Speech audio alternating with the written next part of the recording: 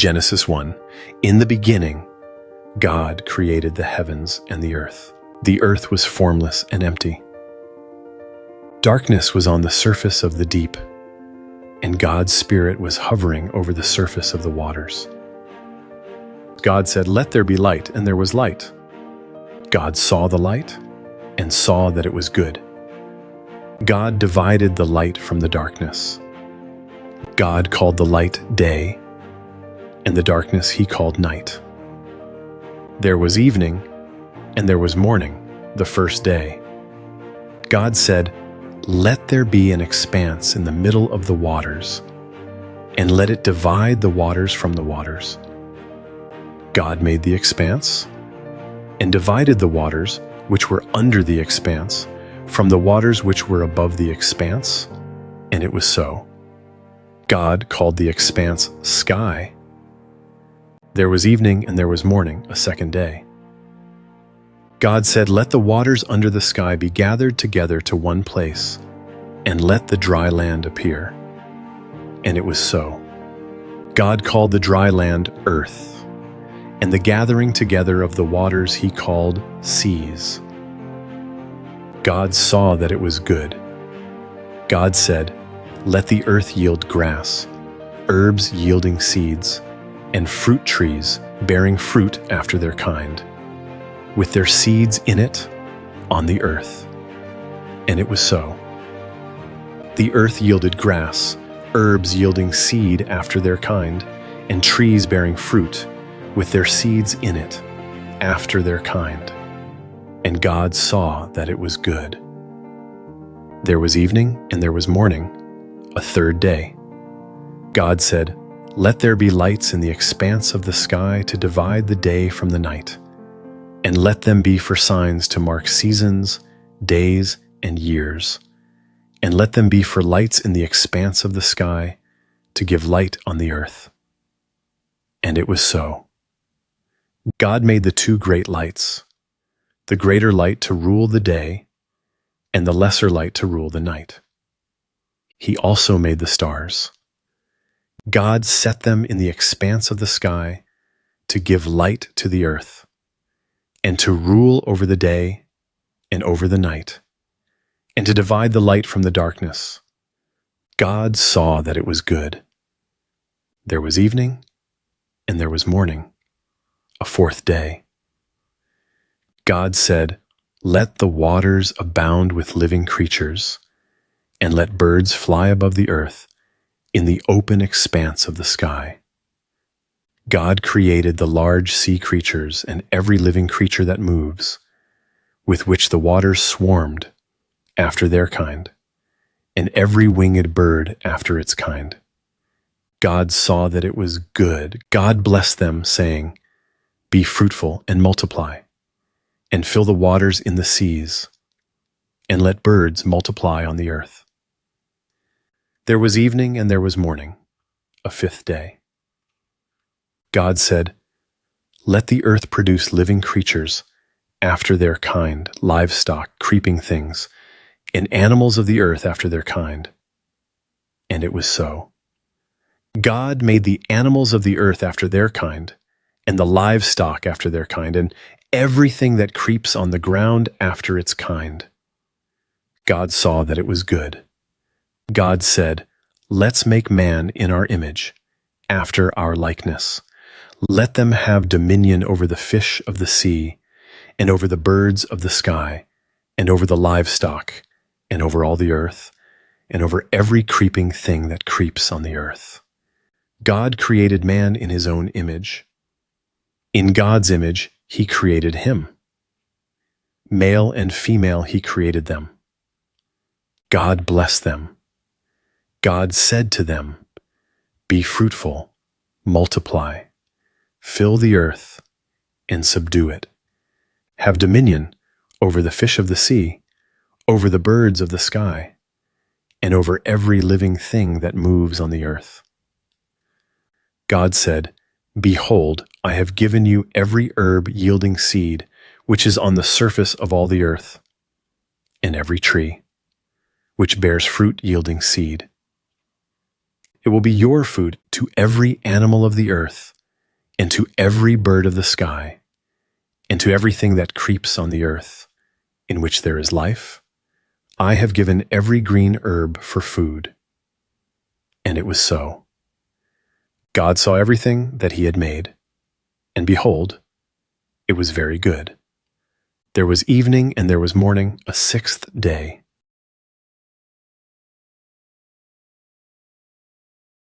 Genesis 2. The heavens, the earth, and all their vast array were finished. On the seventh day God finished his work which he had done. And he rested on the seventh day from all his work which he had done. God blessed the seventh day and made it holy, because he rested in it from all his work of creation which he had done. This is the history of the generations of the heavens and of the earth when they were created, in the day that the Lord God made the earth and the heavens. No plant of the field was yet in the earth, and no herb of the field had yet sprung up, for the Lord God had not caused it to rain on the earth. There was not a man to till the ground, but a mist went up from the earth and watered the whole surface of the ground. The Lord God formed man from the dust of the ground and breathed into his nostrils the breath of life, and man became a living soul. The Lord God planted a garden eastward in Eden, and there he put the man whom he had formed. Out of the ground the Lord God made every tree to grow that is pleasant to the sight and good for food, including the tree of life in the middle of the garden, and the tree of the knowledge of good and evil. A river went out of Eden to water the garden, and from there it was parted and became the source of 4 rivers. The name of the first is Pishon. It flows through the whole land of Havilah, where there is gold, and the gold of that land is good. Bdellium and onyx stone are also there. The name of the second river is Gihon. It is the same river that flows through the whole land of Cush. The name of the third river is Hiddekel. This is the one which flows in front of Assyria. The fourth river is the Euphrates. The Lord God took the man and put him into the Garden of Eden to cultivate and keep it.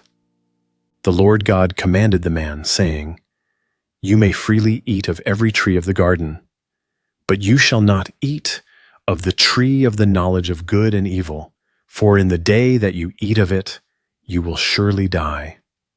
The Lord God said, "It is not good for the man to be alone. I will make him a helper comparable to him." Out of the ground the Lord God formed every animal of the field and every bird of the sky, and brought them to the man to see what he would call them. Whatever the man called every living creature became its name. The man gave names to all livestock, and to the birds of the sky, and to every animal of the field. But for man there was not found a helper comparable to him. The Lord God caused the man to fall into a deep sleep. As the man slept, he took one of his ribs and closed up the flesh in its place. The Lord God made a woman from the rib which he had taken from the man, and brought her to the man. The man said, "This is now bone of my bones and flesh of my flesh. She will be called woman, because she was taken out of man. Therefore a man will leave his father and his mother, and will join with his wife, and they will be one flesh." The man and his wife were both naked, and they were not ashamed.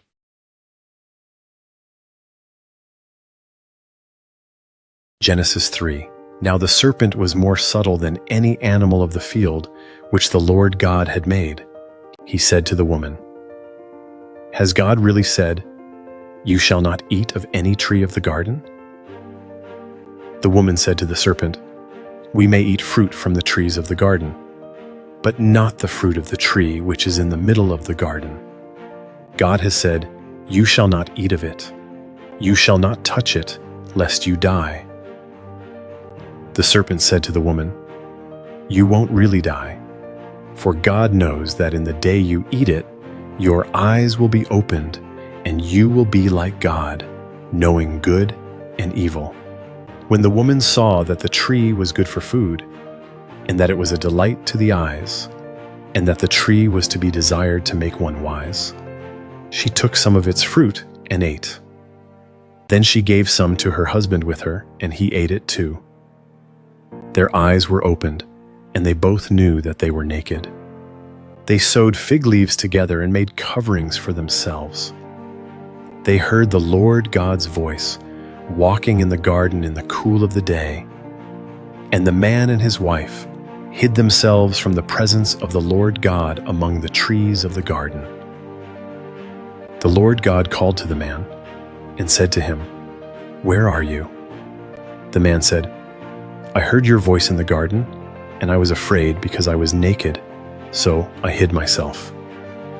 God said, "Who told you that you were naked? Have you eaten from the tree that I commanded you not to eat from?" The man said, "The woman whom you gave to be with me, she gave me fruit from the tree, and I ate it." The Lord God said to the woman, "What have you done?" The woman said, "The serpent deceived me, and I ate." The Lord God said to the serpent, "Because you have done this, you are cursed above all livestock and above every animal of the field. You shall go on your belly, and you shall eat dust all the days of your life. I will put hostility between you and the woman, and between your offspring and her offspring. He will bruise your head, and you will bruise his heel." To the woman he said, "I will greatly multiply your pain in childbirth. You will bear children in pain. Your desire will be for your husband, and he will rule over you." To Adam he said, "Because you have listened to your wife's voice, and have eaten from the tree about which I commanded you, saying, 'You shall not eat of it,' the ground is cursed for your sake. You will eat from it with much labor all the days of your life. It will yield thorns and thistles to you, and you will eat the herb of the field. You will eat bread by the sweat of your face until you return to the ground, for you were taken out of it. For you are dust, and you shall return to dust." The man called his wife Eve, because she would be the mother of all the living. The Lord God made garments of animal skins for Adam and for his wife, and clothed them. The Lord God said, "Behold, the man has become like one of us, knowing good and evil. Now lest he reach out his hand, and also take of the tree of life, and eat, and live forever." Therefore the Lord God sent him out from the Garden of Eden to till the ground from which he was taken. So he drove out the man, and he placed cherubim at the east of the Garden of Eden, and a flaming sword which turned every way to guard the way to the tree of life.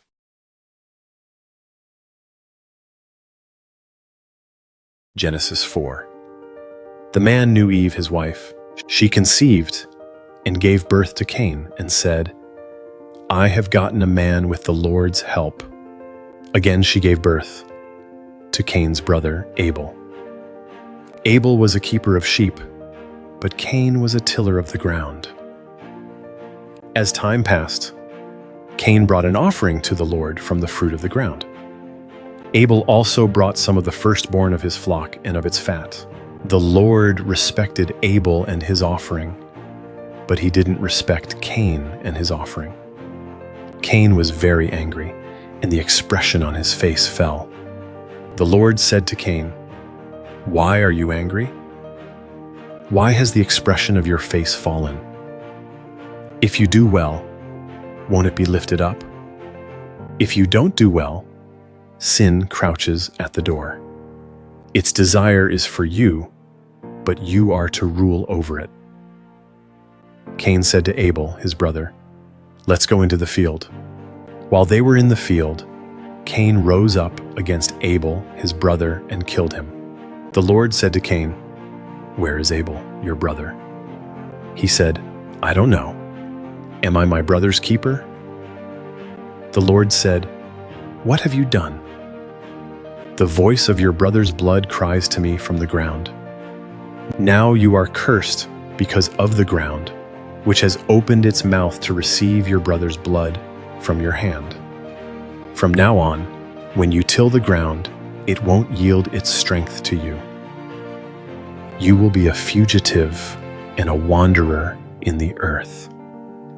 Cain said to the Lord, "My punishment is greater than I can bear. Behold, you have driven me out today from the surface of the ground. I will be hidden from your face, and I will be a fugitive and a wanderer in the earth. Whoever finds me will kill me." The Lord said to him, "Therefore whoever slays Cain, vengeance will be taken on him sevenfold." The Lord appointed a sign for Cain, so that anyone finding him would not strike him. Cain left the Lord's presence and lived in the land of Nod, east of Eden. Cain knew his wife. She conceived and gave birth to Enoch. He built a city and named the city after the name of his son, Enoch. Irad was born to Enoch. Irad became the father of Mehujael. Mehujael became the father of Methushael. Methushael became the father of Lamech. Lamech took 2 wives. The name of the first one was Ada, and the name of the second one was Zillah. Ada gave birth to Jabal, who was the father of those who dwell in tents and have livestock. His brother's name was Jubal, who was the father of all who handle the harp and pipe. Zillah also gave birth to Tubal-Cain, the forger of every cutting instrument of bronze and iron. Tubal-Cain's sister was Naamah. Lamech said to his wives, "Ada and Zillah, hear my voice. You wives of Lamech, listen to my speech, for I have slain a man for wounding me, a young man for bruising me. If Cain will be avenged 7 times, truly Lamech 77 times. Adam knew his wife again. She gave birth to a son and named him Seth, saying, "For God has given me another child instead of Abel, for Cain killed him." A son was also born to Seth, and he named him Enosh. At that time, men began to call on the Lord's name.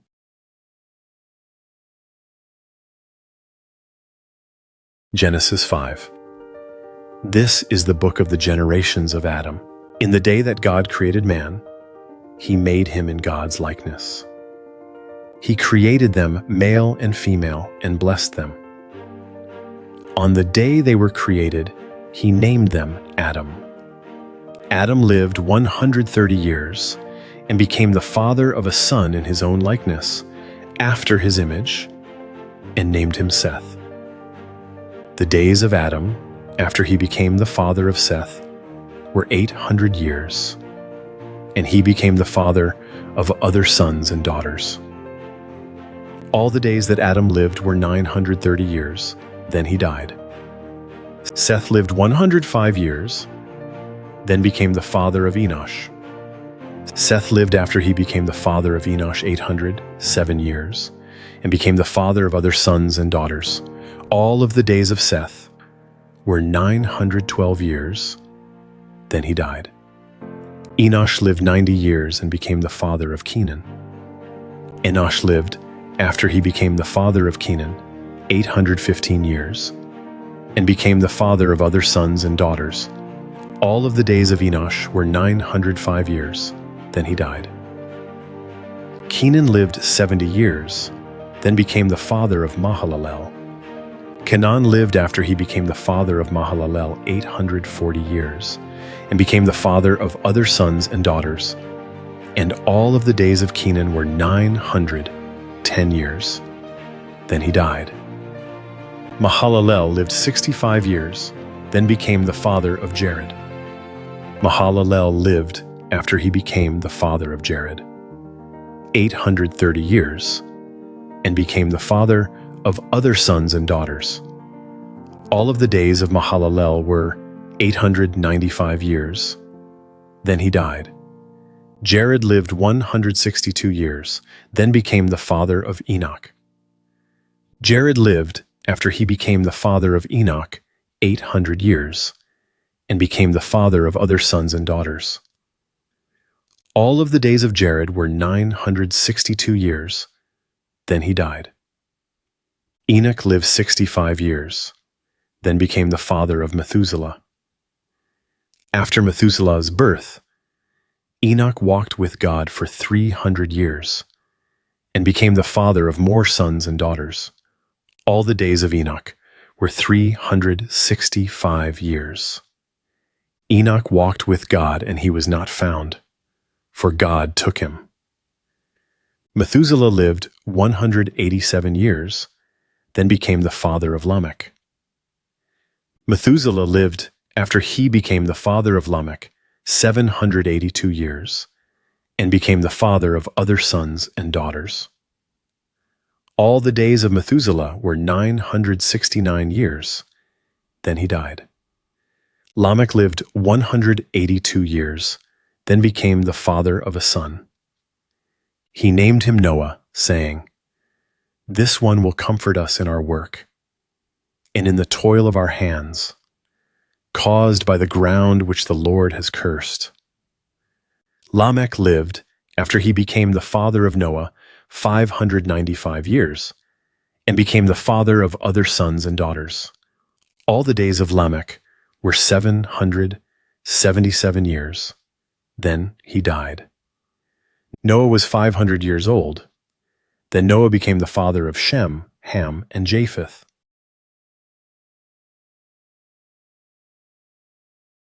Genesis 6. When men began to multiply on the surface of the ground, and daughters were born to them, God's sons saw that men's daughters were beautiful, and they took any that they wanted for themselves as wives. The Lord said, "My spirit will not strive with man forever, because he also is flesh, so his days will be 120 years. The Nephilim were in the earth in those days, and also after that, when God's sons came in to men's daughters and had children with them. Those were the mighty men who were of old, men of renown. The Lord saw that the wickedness of man was great in the earth, and that every imagination of the thoughts of man's heart was continually only evil. The Lord was sorry that he had made man on the earth, and it grieved him in his heart. The Lord said, "Ubuubta, I will destroy man whom I have created from the surface of the ground, man along with animals, creeping things, and birds of the sky, for I am sorry that I have made them." But Noah found favor in the Lord's eyes. This is the history of the generations of Noah. Noah was a righteous man, blameless among the people of his time. Noah walked with God. Noah became the father of 3 sons, Shem, Ham, and Japheth. The earth was corrupt before God, and the earth was filled with violence. God saw the earth and saw that it was corrupt, for all flesh had corrupted their way on the earth. God said to Noah, "I will bring an end to all flesh, for the earth is filled with violence through them. Behold, I will destroy them and the earth. Make a ship of gopher wood. You shall make rooms in the ship, and shall seal it inside and outside with pitch. This is how you shall make it. The length of the ship shall be 300 cubits, its width 50 cubits, and its height 30 cubits. You shall make a roof in the ship, and you shall finish it to a cubit upward. You shall set the door of the ship in its side. You shall make it with lower, second, and third levels. Even I, will bring the flood of waters on this earth to destroy all flesh, having the breath of life from under the sky. Everything that is in the earth will die. But I will establish my covenant with you. You shall come into the ship, you, your sons, your wife, and your sons' wives with you. Of every living thing of all flesh, you shall bring 2 of every sort into the ship, to keep them alive with you. They shall be male and female. Of the birds after their kind, of the livestock after their kind, of every creeping thing of the ground after its kind, 2 of every sort will come to you, to keep them alive. Take with you some of all food that is eaten, and gather it to yourself, and it will be for food for you and for them. Thus Noah did. He did all that God commanded him.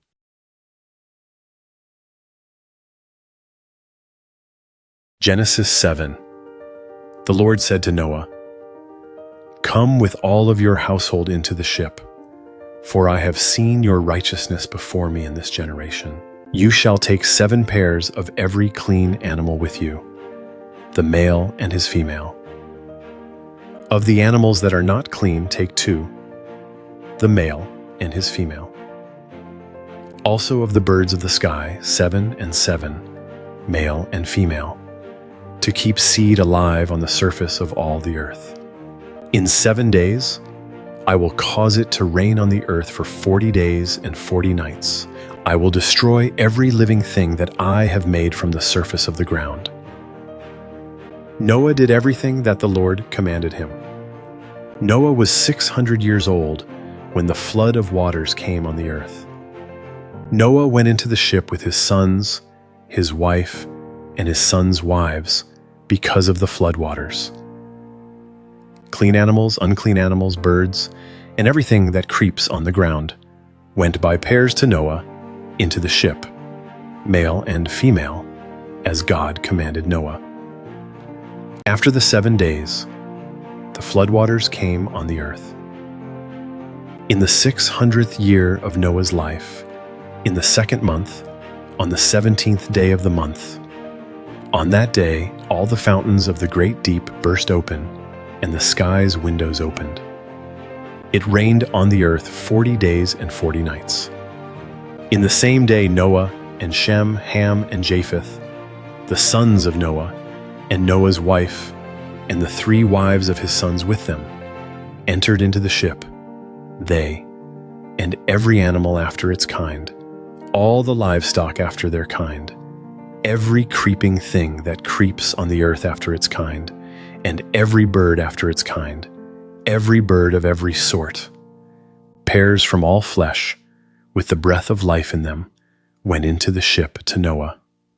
Those who went in male and female of all flesh, as God commanded him. Then the Lord shut him in. The flood was 40 days on the earth. The waters increased and lifted up the ship, and it was lifted up above the earth. The waters rose and increased greatly on the earth, and the ship floated on the surface of the waters. The waters rose very high on the earth. All the high mountains that were under the whole sky were covered. The waters rose 15 cubits higher, and the mountains were covered.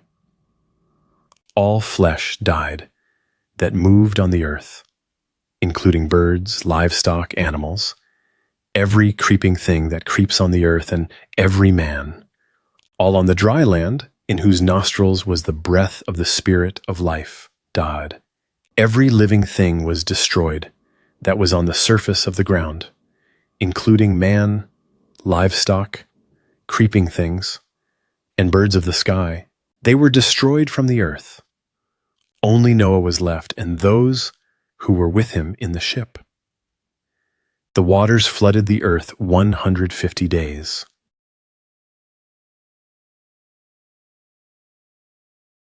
Genesis 8. God remembered Noah, all the animals and all the livestock that were with him in the ship, and God made a wind to pass over the earth. The waters subsided. The deep's fountains and the sky's windows were also stopped, and the rain from the sky was restrained. The waters continually receded from the earth. After the end of 150 days, the waters receded. The ship rested in the 7th month, on the 17th day of the month, on Ararat's mountains. The waters receded continually until the 10th month. In the 10th month, on the first day of the month, the tops of the mountains were visible. At the end of 40 days, Noah opened the window of the ship which he had made, and he sent out a raven. It went back and forth until the waters were dried up from the earth. He himself sent out a dove to see if the waters were abated from the surface of the ground, but the dove found no place to rest her foot, and she returned into the ship to him, for the waters were on the surface of the whole earth. He put out his hand and took her and brought her to him into the ship. He waited yet another 7 days, and again he sent the dove out of the ship. The dove came back to him at evening, and, behold, in her mouth was a freshly plucked olive leaf. So Noah knew that the waters were abated from the earth.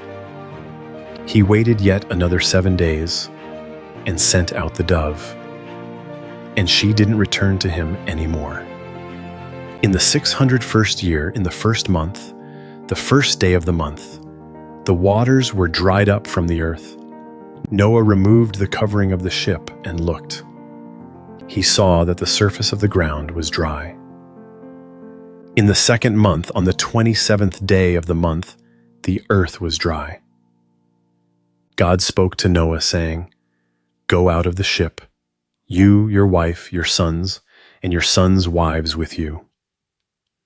Bring out with you every living thing that is with you of all flesh, including birds, livestock, and every creeping thing that creeps on the earth, that they may breed abundantly in the earth and be fruitful and multiply on the earth."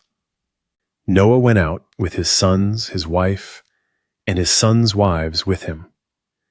Every animal, every creeping thing, and every bird, whatever moves on the earth, after their families, went out of the ship. Noah built an altar to the Lord, and took of every clean animal, and of every clean bird, and offered burnt offerings on the altar. The Lord smelled the pleasant aroma. The Lord said in his heart, "I will not again curse the ground any more for man's sake, because the imagination of man's heart is evil from his youth. I will never again strike every living thing as I have done. While the earth remains, seed time and harvest, and cold and heat, and summer and winter, and day and night will not cease."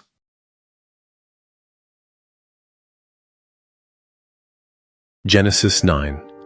God blessed Noah and his sons and said to them, "Be fruitful, multiply, and replenish the earth.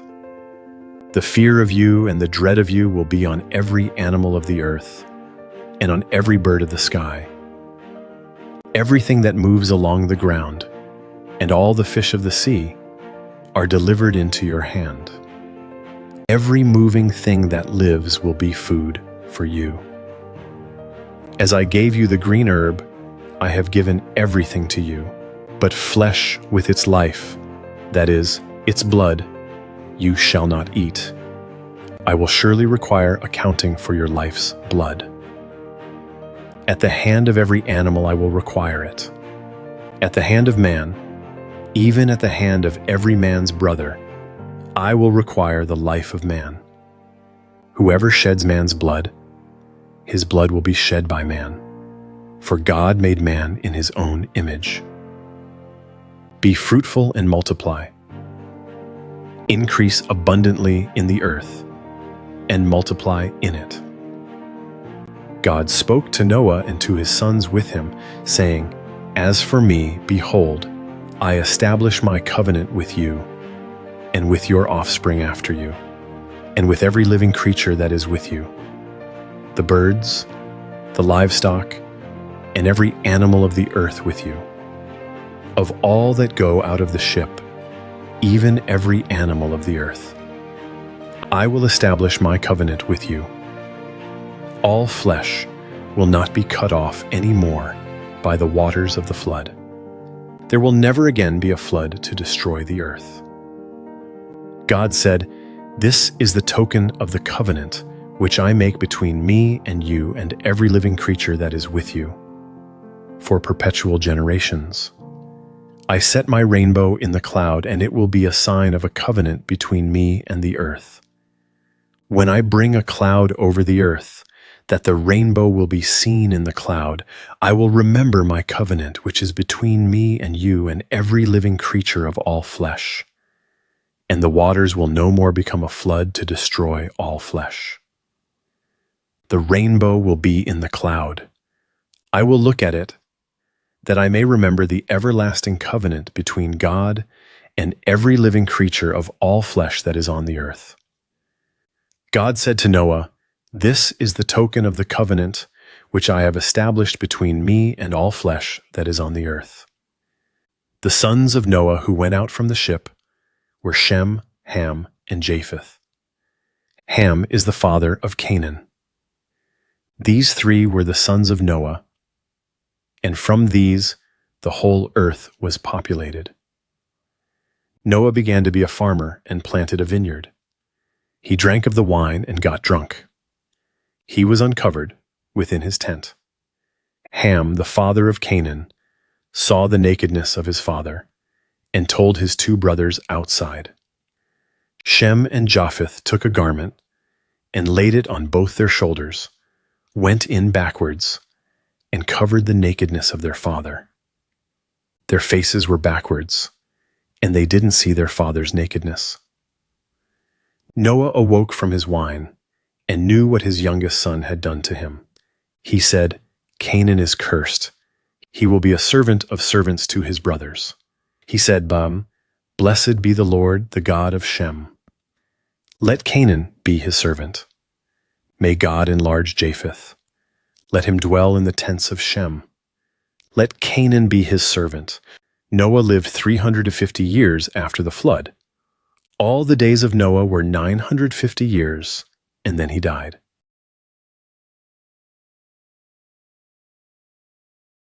Genesis 10. Now this is the history of the generations of the sons of Noah, and of Shem, Ham, and Japheth. Sons were born to them after the flood. The sons of Japheth were Gomer, Magog, Madai, Javan, Tubal, Meshech, and Tiras. The sons of Gomer were Ashkenaz, Riphath, and Togarmah. The sons of Javan were Elisha, Tarshish, Kittim, and Dodanim.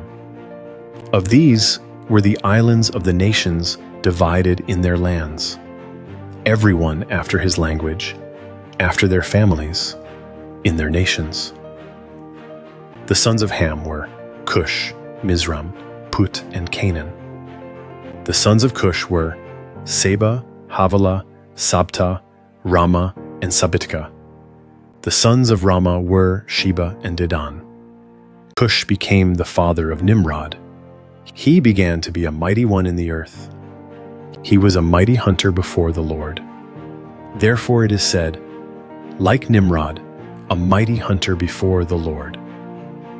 The beginning of his kingdom was Babel, Erech, Akkad, and Calneh, in the land of Shinar. Out of that land he went into Assyria and built Nineveh, Rehoboth, Calah, and Resen between Nineveh and the great city Calah. Mizraim became the father of Ludim, Anamim, Lehabim, Naphtuhim, Pathrusim, Casluhim, which the Philistines descended from, and Caphatrim. Canaan became the father of Sidon, his firstborn. Heth, the Jebusites, the Amorites, the Girgashites, the Hivites, the Archites, the Sinites, the Arvadites, the Zemarites, and the Hamathites. Afterward, the families of the Canaanites were spread abroad. The border of the Canaanites was from Sidon, as you go toward Gerar, to Gaza, as you go toward Sodom, Gomorrah, Admah, and Zebim, to Lasha. These are the sons of Ham, after their families, according to their languages, in their lands and their nations. Children were also born to Shem. the elder brother of Japheth, the father of all the children of Eber. The sons of Shem were Elam, Asher, Arpachshad, Lud, and Aram. The sons of Aram were Uz, Hul, Gether, and Mash. Arpachshad became the father of Shelah. Shelah became the father of Eber. To Eber were born 2 sons.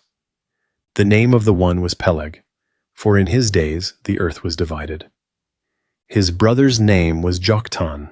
Joktan became the father of Almodad, Sheleph, Hazarmaveth, Jerah, Hadoram, Uzal, Dikla, Obal, Abimael, Sheba, Ophir, Havilah, and Jobab. All these were the sons of Joktan. Their dwelling extended from Mesha as you go toward Sephar, the mountain of the east. These are the sons of Shem, by their families, according to their languages, lands, and nations. These are the families of the sons of Noah, by their generations, according to their nations. The nations divided from these in the earth after the flood.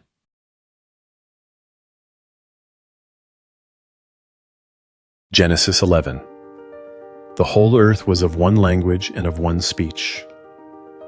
As they traveled east, they found a plain in the land of Shinar, and they lived there. They said to one another, "Come, let's make bricks and burn them thoroughly." They had brick for stone, and they used tar for mortar.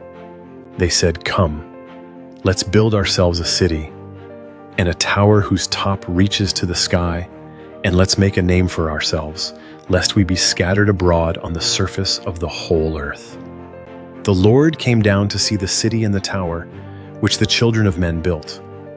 The Lord said, "Behold, they are one people, and they all have one language, and this is what they begin to do. Now nothing will be withheld from them, which they intend to do. Come, let's go down, and there confuse their language, that they may not understand one another's speech." So the Lord scattered them abroad from there on the surface of all the earth. They stopped building the city. Therefore its name was called Babel, because there the Lord confused the language of all the earth. From there the Lord scattered them abroad on the surface of all the earth. This is the history of the generations of Shem. Shem was 100 years old when he became the father of Arpachshad, 2 years after the flood. Shem lived 500 years after he became the father of Arpachshad, and became the father of more sons and daughters. Arpachshad lived 35 years and became the father of Shelah. Arpachshad lived 403 years after he became the father of Shelah, and became the father of more sons and daughters. Shelah lived 30 years and became the father of Eber. Shelah lived 403 years after he became the father of Eber, and became the father of more sons and daughters. Eber lived 34 years and became the father of Peleg.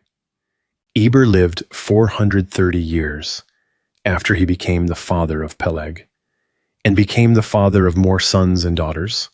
Peleg lived 30 years and became the father of Reu.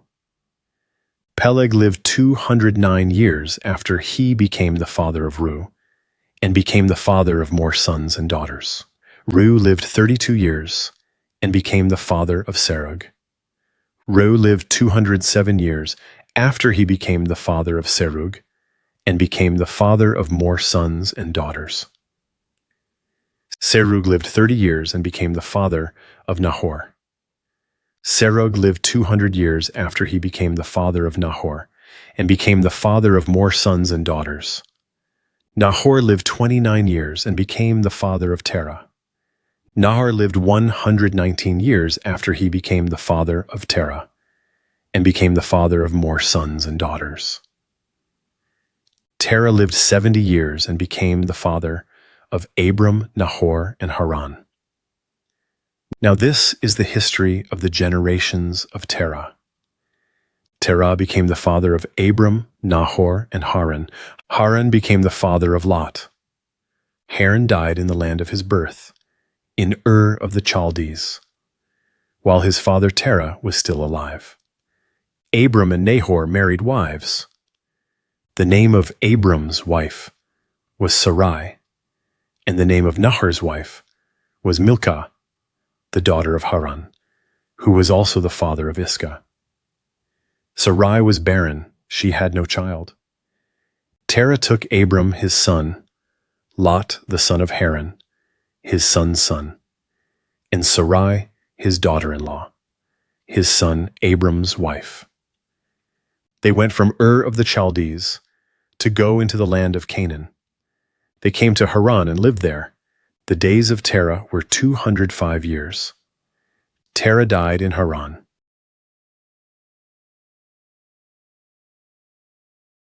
Genesis 12.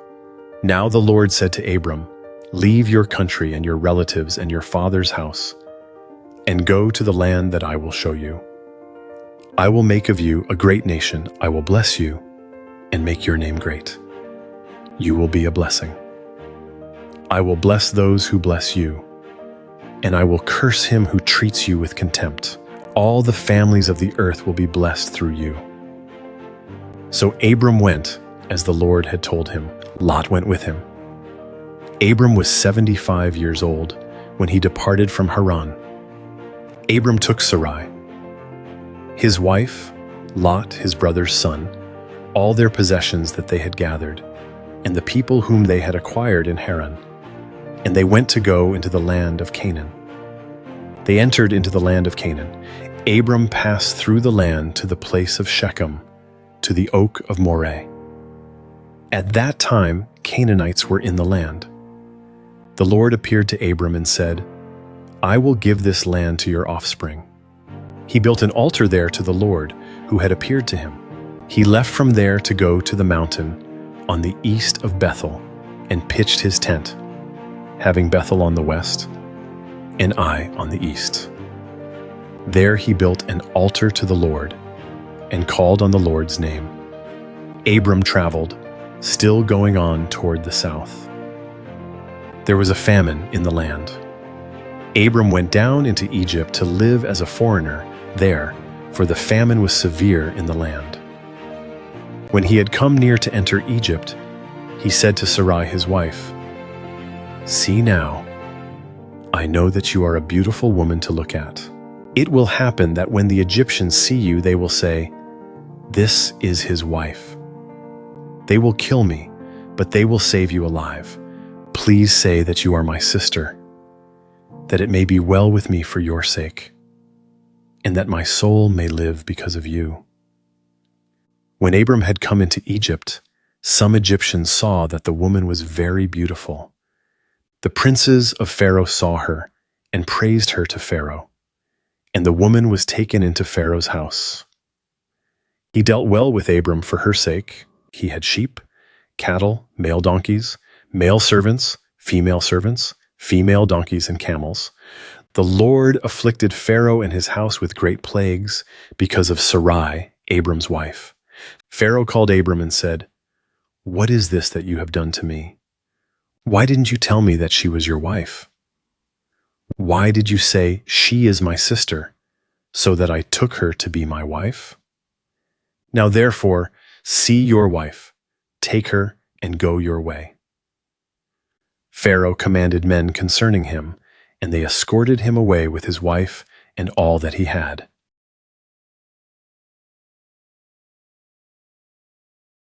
Genesis 13. Abram went up out of Egypt, he, his wife, all that he had, and Lot with him, into the south. Abram was very rich in livestock, in silver, and in gold. He went on his journeys from the south as far as Bethel, to the place where his tent had been at the beginning, between Bethel and Ai, to the place of the altar, which he had made there at the first. There Abram called on the Lord's name. Lot also, who went with Abram, had flocks, herds, and tents. The land was not able to bear them. that they might live together, for their possessions were so great that they couldn't live together. There was strife between the herdsmen of Abram's livestock and the herdsmen of Lot's livestock. The Canaanites and the Perizzites lived in the land at that time. Abram said to Lot, "Please let there be no strife between you and me, and between your herdsmen and my herdsmen, for we are relatives. Isn't the whole land before you? Please separate yourself from me. If you go to the left hand, then I will go to the right. Or if you go to the right hand, then I will go to the left." Lot lifted up his eyes and saw all the plain of the Jordan, that it was well watered everywhere, before the Lord destroyed Sodom and Gomorrah, like the garden of the Lord, like the land of Egypt, as you go to Zoar. So Lot chose the plain of the Jordan for himself. Lot traveled east, and they separated themselves from one another. Abram lived in the land of Canaan, and Lot lived in the cities of the plain, and moved his tent as far as Sodom. Now the men of Sodom were exceedingly wicked and sinners against the Lord. The Lord said to Abram, after Lot was separated from him, "Now lift up your eyes, and look from the place where you are, northward and southward and eastward and westward, for I will give all the land which you see to you and to your offspring forever. I will make your offspring as the dust of the earth, so that if a man can count the dust of the earth, then your offspring may also be counted. Arise, walk through the land in its length and in its width, for I will give it to you." Abram moved his tent, and came and lived by the oaks of Mamre, which are in Hebron, and built an altar there to the Lord.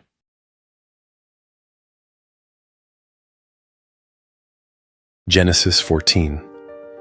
In the days of Amraphel, king of Shinar, Ariosh, king of Elasar, Chedorlaomer, king of Elam, and Tidal, king of Goyim, they made war with Bera, king of Sodom, Bersha, king of Gomorrah, Shinab, king of Admah, Shemeber, king of Zeboim, and the king of Bela, also called Zoar. All these joined together in the valley of Siddim, also called the Salt Sea. They served Chedorlaomer for 12 years, and in the 13th year they rebelled. In the 14th year, Chedorlaomer and the kings who were with him came and struck the Rephaim in Ashtaroth Karnam, the Zuzim in Ham, the Emim in Shave Kiriathaim, and the Horites in their Mount Seir, to El Paran, which is by the wilderness. They returned and came to On Mishpat, also called Kadesh, and struck all the country of the Amalekites, and also the Amorites that lived in Hazazon Tamar, the king of Sodom and the king of Gomorrah, the king of Admah, the king of Zeboim, and the king of Bela, also called Zoar, went out, and they set the battle in array against them in the valley of Siddim, against Chedorlaomer, king of Elam, Tidal, king of Goyim, Amraphel, king of Shinar, and Ariosh, king of Elasar, 4 kings against the 5. Now the valley of Siddim was full of tar pits, and the kings of Sodom and Gomorrah fled, and some fell there. Those who remained fled to the hills. They took all the goods of Sodom and Gomorrah, and all their food, and went their way. They took Lot, Abram's brother's son, who lived in Sodom, and his goods, and departed. One who had escaped came and told Abram, the Hebrew. At that time he lived by the oaks of Mamre, the Amorite, brother of Eshcol and brother of Aner. They were allies of Abram. When Abram heard that his relative was taken captive, he led out his 318 trained men, born in his house, and pursued as far as Dan. He divided himself against them by night, he and his servants, and struck them, and pursued them to Hobah, which is on the left hand of Damascus. He brought back all the goods, and also brought back his relative Lot and his goods, and the women also, and the other people. The king of Sodom went out to meet him after his return from the slaughter of Chedorlaomer, and the kings who were with him, at the valley of Shaveh, that is, the king's valley. Melchizedek, king of Salem, brought out bread and wine. He was priest of God Most High. He blessed him and said, Blessed be Abram of God Most High, possessor of heaven and earth. Blessed be God Most High, who has delivered your enemies into your hand. Abram gave him a tenth of all. The king of Sodom said to Abram, Give me the people and take the goods for yourself. Abram said to the king of Sodom, I have lifted up my hand to the Lord, God Most High, possessor of heaven and earth, that I will not take a thread nor a sandal strap, nor anything that is yours, lest you should say, I have made Abram rich. I will accept nothing from you except that which the young men have eaten, and the portion of the men who went with me, Aner, Eshcol, and Mamre. Let them take their portion.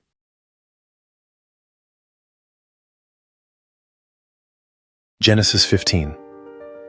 After these things, the Lord's word came to Abram in a vision, saying, Don't be afraid, Abram. I am your shield, your exceedingly great reward.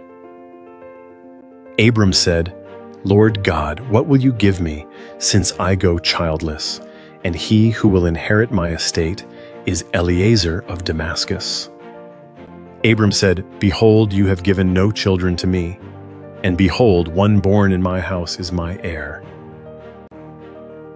Behold, the Lord's word came to him, saying, This man will not be your heir, but he who will come out of your own body will be your heir. The Lord brought him outside and said, Look now toward the sky and count the stars, if you are able to count them. He said to Abram, So your offspring will be. He believed in the Lord, who credited it to him for righteousness. He said to Abram, I am the Lord who brought you out of Ur of the Chaldees, to give you this land to inherit it. He said, Lord God, how will I know that I will inherit it? He said to him, Bring me a heifer 3 years old, a female goat 3 years old, a ram 3 years old, a turtle dove, and a young pigeon. He brought him all these and divided them in the middle and laid each half opposite the other, but he didn't divide the birds.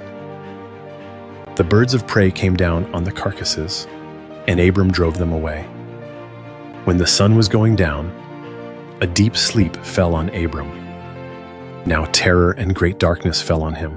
He said to Abram, Know for sure that your offspring will live as foreigners in a land that is not theirs, and will serve them. They will afflict them 400 years. I will also judge that nation, whom they will serve. Afterward they will come out with great wealth. But you will go to your fathers in peace. You will be buried at a good old age. In the 4th generation they will come here again, for the iniquity of the Amorite is not yet full. It came to pass that, when the sun went down and it was dark, behold, a smoking furnace and a flaming torch passed between these pieces. In that day the Lord made a covenant with Abram, saying, I have given this land to your offspring, from the river of Egypt to the great river, the river Euphrates, the land of the Kenites, the Kenizzites, the Cadmonites, the Hittites, the Perizzites, the Rephaim, the Amorites, the Canaanites, the Girgashites, and the Jebusites.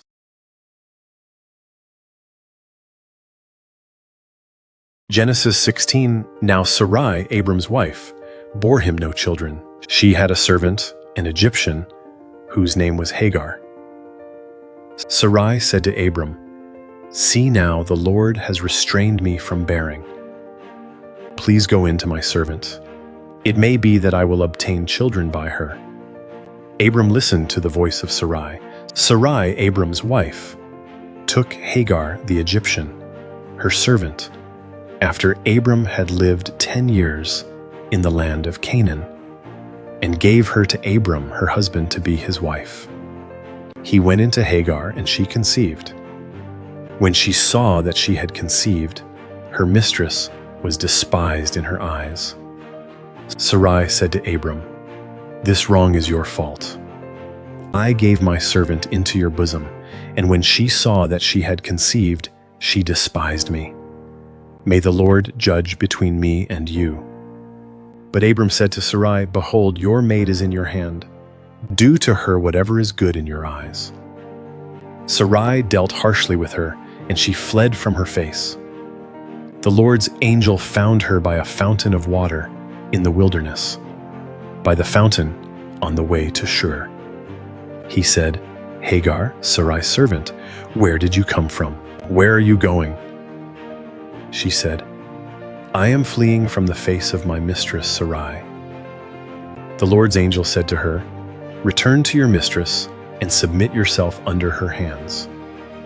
The Lord's angel said to her, "I will greatly multiply your offspring, that they will not be counted for multitude." The Lord's angel said to her, "Behold, you are with child and will bear a son. You shall call his name Ishmael, because the Lord has heard your affliction. He will be like a wild donkey among men. His hand will be against every man, and every man's hand against him. He will live opposed to all of his brothers." She called the name of the Lord who spoke to her, "You are a God who sees," for she said, "Have I even stayed alive after seeing him?" Therefore the well was called Bir Lahai Roi. Behold, it is between Kadesh and Bered. Hagar bore a son for Abram. Abram called the name of his son, whom Hagar bore, Ishmael. Abram was 86 years old when Hagar bore Ishmael to Abram.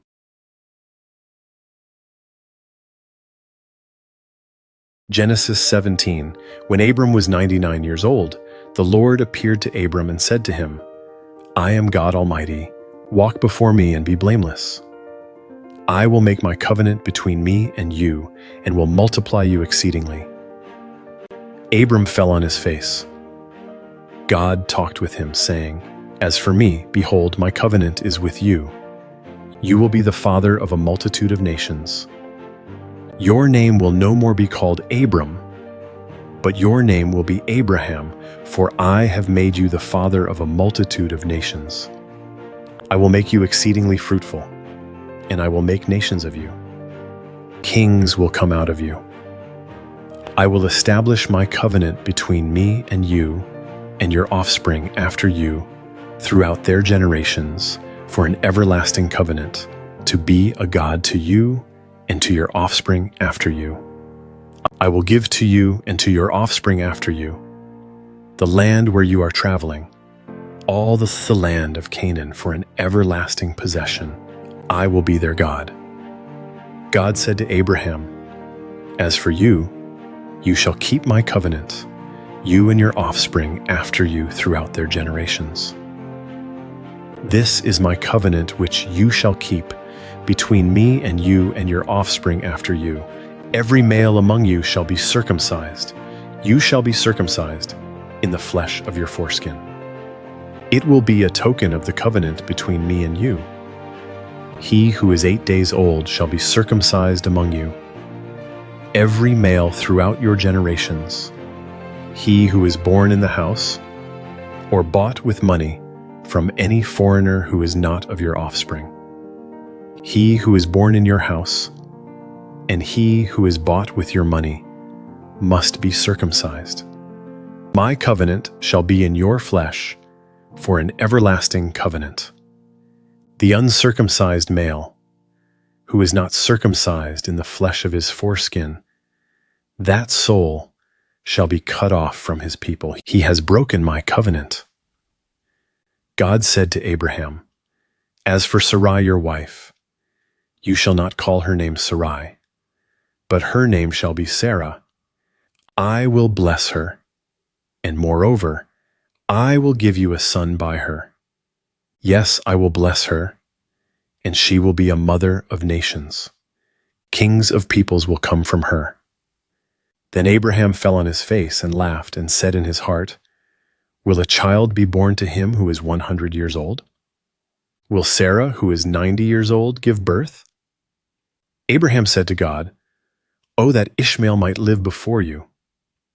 God said, No, but Sarah, your wife, will bear you a son. You shall call his name Isaac.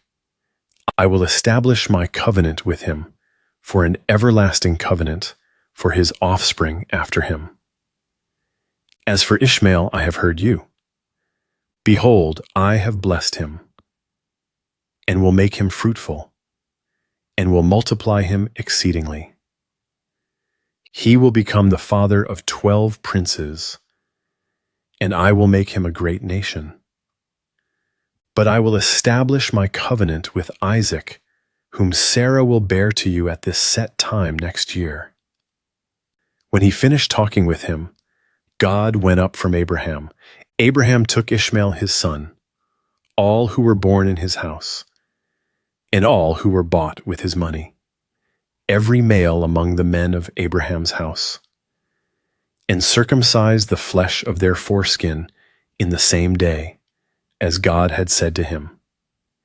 Abraham was 99 years old when he was circumcised in the flesh of his foreskin. Ishmael, his son, was 13 years old when he was circumcised in the flesh of his foreskin. In the same day, both Abraham and Ishmael, his son, were circumcised. All the men of his house, those born in the house, and those bought with money from a foreigner, were circumcised with him.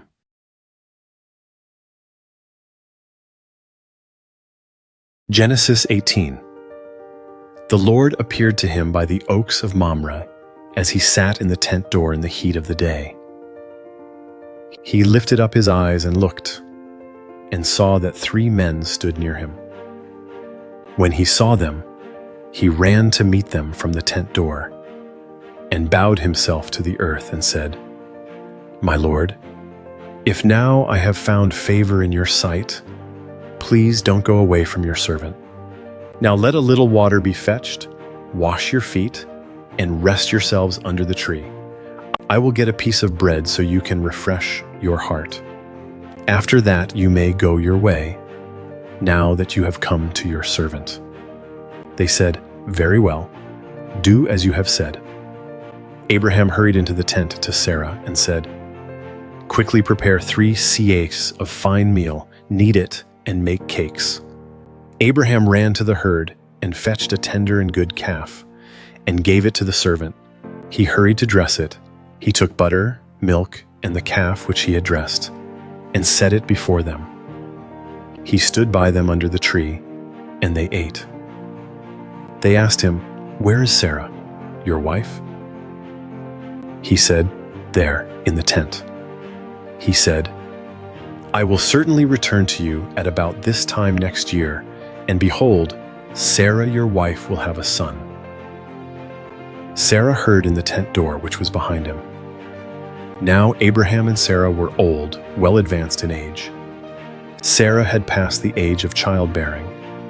Sarah laughed within herself, saying, After I have grown old, will I have pleasure, my Lord, being old also?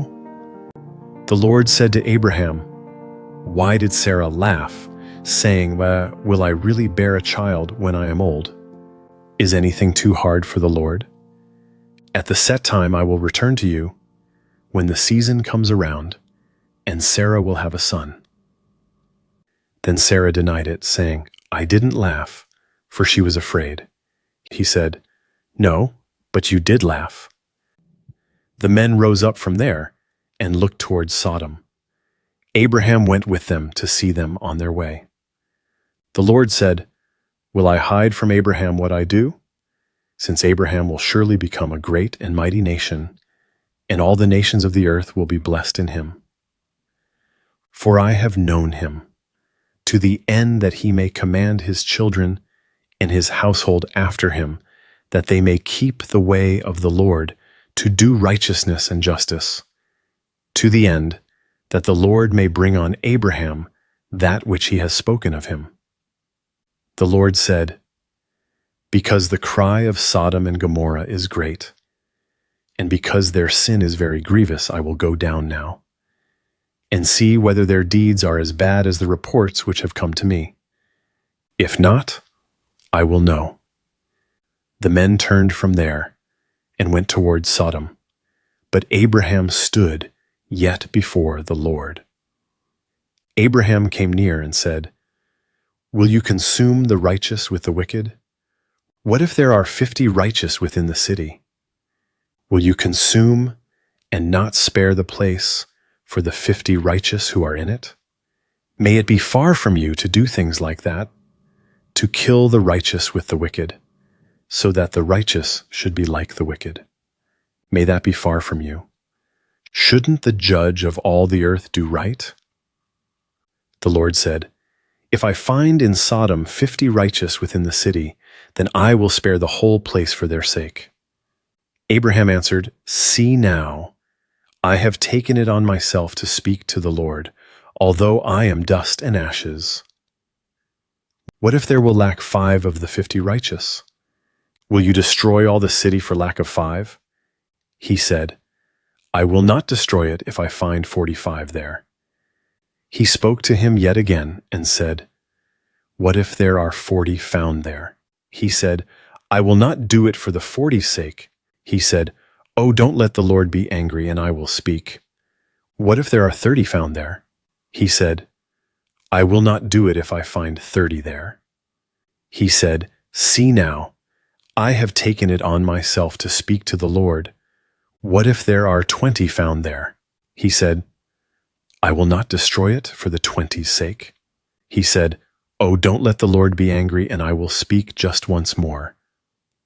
What if 10 are found there? He said, I will not destroy it for the 10's sake. The Lord went his way as soon as he had finished communing with Abraham, and Abraham returned to his place.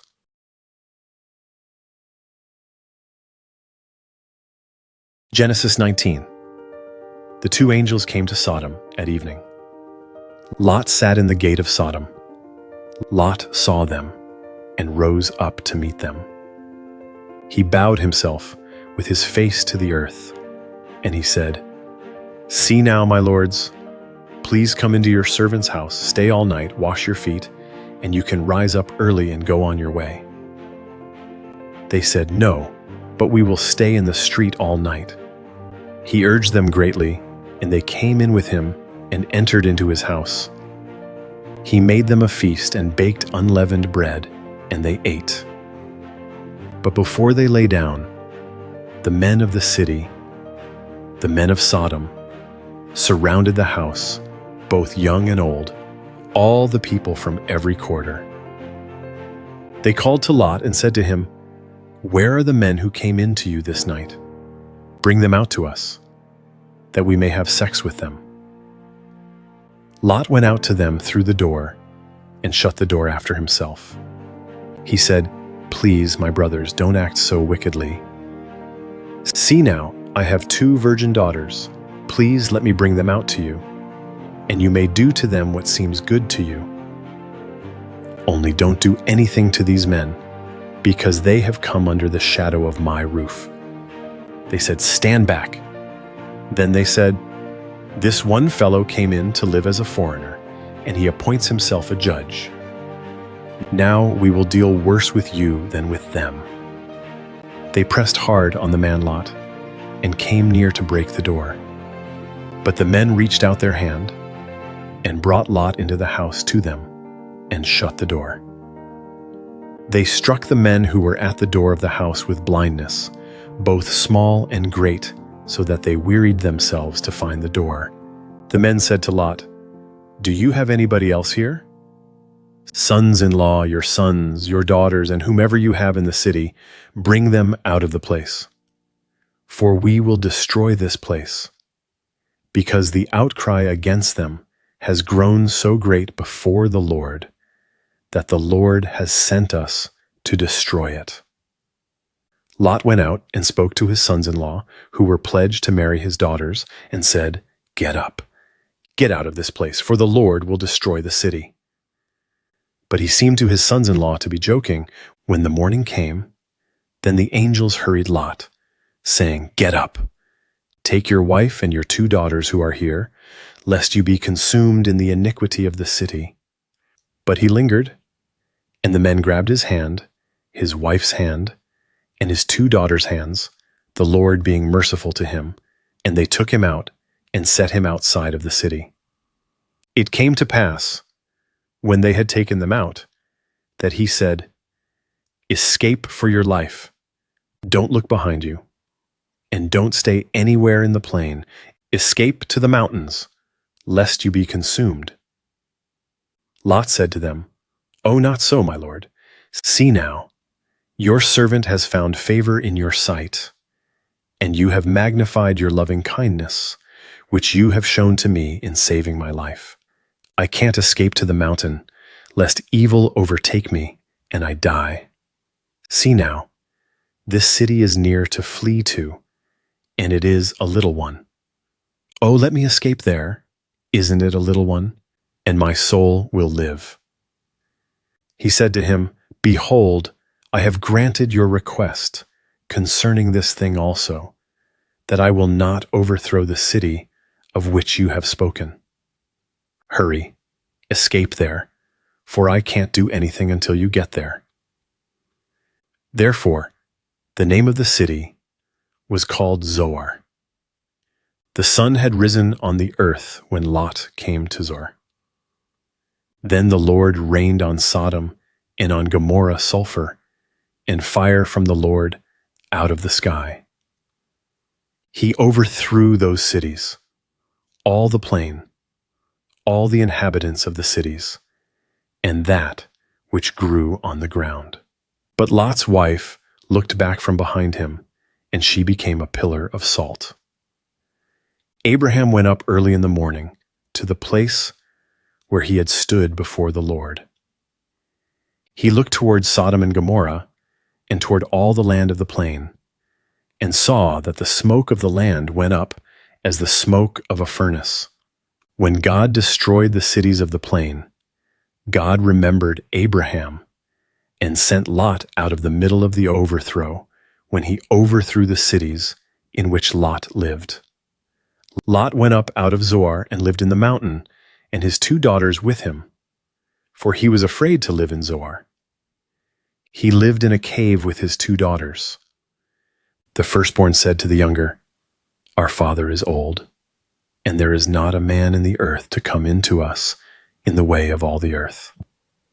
Come, let's make our father drink wine, and we will lie with him, that we may preserve our father's family line."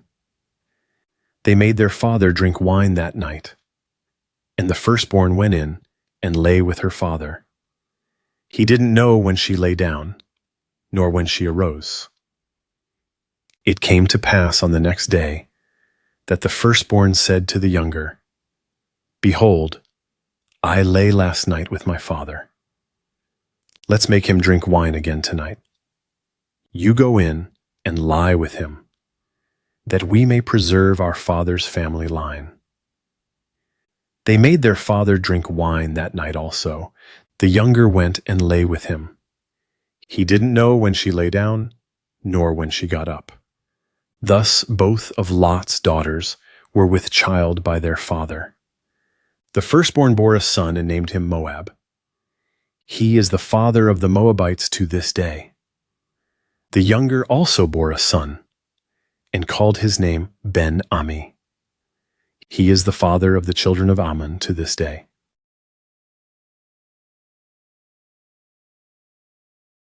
Genesis 20. Abraham traveled from there toward the land of the south, and lived between Kadesh and Shur. He lived as a foreigner in Gerar. Abraham said about Sarah his wife, "She is my sister." Abimelech, king of Gerar, sent and took Sarah. But God came to Abimelech in a dream of the night and said to him, "Behold, you are a dead man, because of the woman whom you have taken, for she is a man's wife." Now Abimelech had not come near her.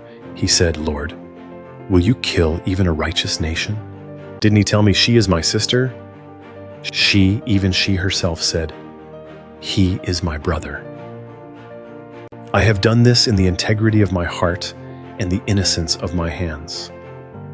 God said to him in the dream, "Yes, I know that in the integrity of your heart you have done this, and I also withheld you from sinning against me. Therefore I didn't allow you to touch her. Now therefore, restore the man's wife. For he is a prophet, and he will pray for you, and you will live. If you don't restore her, know for sure that you will die, you and all who are yours." Abimelech rose early in the morning and called all his servants and told all these things in their ear. The men were very scared. Then Abimelech called Abraham and said to him, "What have you done to us? How have I sinned against you, that you have brought on me and on my kingdom a great sin? You have done deeds to me that ought not to be done." Abimelech said to Abraham, "What did you see that you have done this thing?" Abraham said, "Because I thought, surely the fear of God is not in this place. They will kill me for my wife's sake. Besides, she is indeed my sister, the daughter of my father, but not the daughter of my mother. And she became my wife. When God caused me to wander from my father's house, I said to her, 'This is your kindness which you shall show to me. Everywhere that we go, say of me, he is my brother.' Abimelech took sheep and cattle, male servants and female servants, and gave them to Abraham, and restored Sarah, his wife, to him. Abimelech said, 'Behold, my land is before you. Dwell where it pleases you.' To Sarah he said, 'Behold, I have given your brother 1,000 pieces of silver. Behold, it is for you a covering of the eyes to all that are with you. In front of all you are vindicated.' Abraham prayed to God, so God healed Abimelech, his wife, and his female servants, and they bore children. For the Lord had closed up tight all the wombs of the house of Abimelech, because of Sarah, Abraham's wife.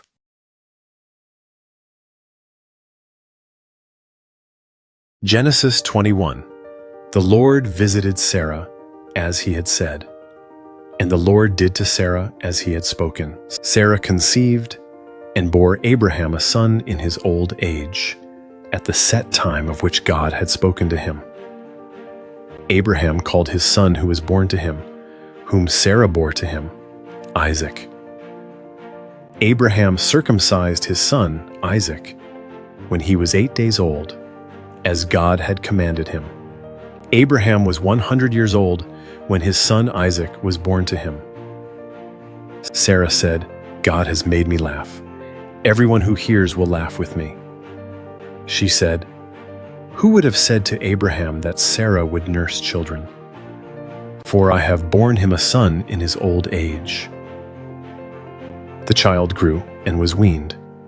Abraham made a great feast on the day that Isaac was weaned. Sarah saw the son of Hagar the Egyptian, whom she had borne to Abraham, mocking. Therefore she said to Abraham, "Cast out this servant and her son, for the son of this servant will not be heir with my son Isaac." The thing was very grievous in Abraham's sight on account of his son. God said to Abraham, "Don't let it be grievous in your sight because of the boy and because of your servant. In all that Sarah says to you, listen to her voice. For your offspring will be named through Isaac. I will also make a nation of the son of the servant, because he is your child." Abraham rose up early in the morning and took bread and a container of water and gave it to Hagar, putting it on her shoulder, and gave her the child and sent her away. She departed and wandered in the wilderness of Beersheba. The water in the container was spent, and she put the child under one of the shrubs. She went and sat down opposite him, a good way off, about a bow shot away. For she said, "Don't let me see the death of the child." She sat opposite him and lifted up her voice and wept. God heard the voice of the boy. The angel of God called to Hagar out of the sky and said to her, "What troubles you, Hagar?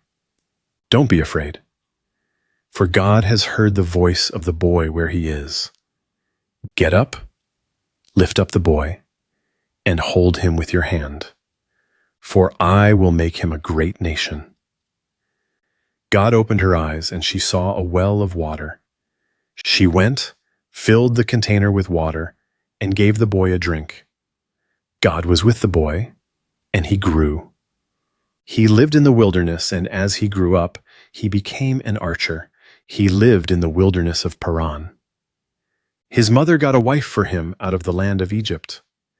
At that time, Abimelech and Phicol, the captain of his army, spoke to Abraham, saying, "God is with you in all that you do. Now, therefore, swear to me here by God that you will not deal falsely with me, nor with my son, nor with my son's son, but according to the kindness that I have done to you, you shall do to me, and to the land in which you have lived as a foreigner." Abraham said, "I will swear." Abraham complained to Abimelech because of a water well, which Abimelech's servants had violently taken away. Abimelech said, "I don't know who has done this thing. You didn't tell me, and I didn't hear of it until today." Abraham took sheep and cattle and gave them to Abimelech. Those two made a covenant. Abraham set 7 ewe lambs of the flock by themselves. Abimelech said to Abraham, "What do these 7 ewe lambs, which you have set by themselves, mean?" He said, "You shall take these 7 ewe lambs from my hand, that it may be a witness to me that I have dug this well." Therefore he called that place Beersheba, because they both swore an oath there. So they made a covenant at Beersheba. Abimelech rose up with Phicol, the captain of his army, and they returned into the land of the Philistines. Abraham planted a tamarisk tree in Beersheba, and there he called on the name of the Lord, the everlasting God. Abraham lived as a foreigner in the land of the Philistines many days.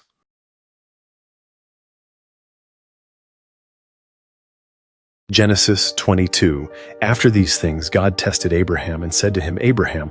He said, "Here I am." He said, "Now take your son, your only son, Isaac, whom you love, and go into the land of Moriah. Offer him there as a burnt offering on one of the mountains, which I will tell you of."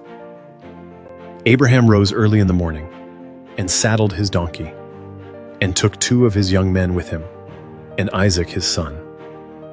He split the wood for the burnt offering and rose up and went to the place of which God had told him. On the 3rd day, Abraham lifted up his eyes and saw the place far off. Abraham said to his young men, "Stay here with the donkey. The boy and I will go over there. We will worship and come back to you."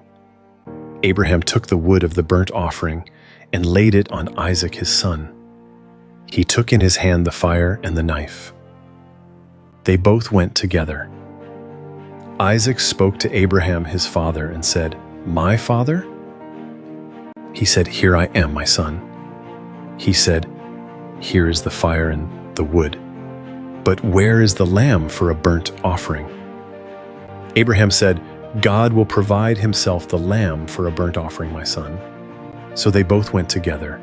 They came to the place which God had told him of. Abraham built the altar there and laid the wood in order, bound Isaac his son, and laid him on the altar on the wood. Abraham stretched out his hand and took the knife to kill his son. The Lord's angel called to him out of the sky and said, "Abraham, Abraham." He said, "Here I am." He said, "Don't lay your hand on the boy or do anything to him, for now I know that you fear God, since you have not withheld your son, your only son, from me." Abraham lifted up his eyes and looked, and saw that behind him was a ram caught in the thicket by his horns. Abraham went and took the ram and offered him up for a burnt offering instead of his son. Abraham called the name of that place, "The Lord will provide." As it is said to this day, on the Lord's mountain it will be provided. The Lord's angel called to Abraham a second time out of the sky and said, "I have sworn by myself, says the Lord, because you have done this thing, and have not withheld your son, your only son, that I will bless you greatly. And I will multiply your offspring greatly, like the stars of the heavens, and like the sand which is on the seashore. Your offspring will possess the gate of his enemies. All the nations of the earth will be blessed by your offspring, because you have obeyed my voice." So Abraham returned to his young men, and they rose up and went together to Beersheba. Abraham lived at Beersheba. After these things Abraham was told, "Behold Milcah, she also has borne children to your brother Nahor. Uz his firstborn, Buz his brother, Kemuel the father of Aram, Chesed, Hazo, Pildash, Jidlaph, and Bethuel. Bethuel became the father of Rebekah. These 8 Milcah bore to Nahor, Abraham's brother. His concubine, whose name was Rumah, also bore Tebah, Gaham, Tahash, and Makkah.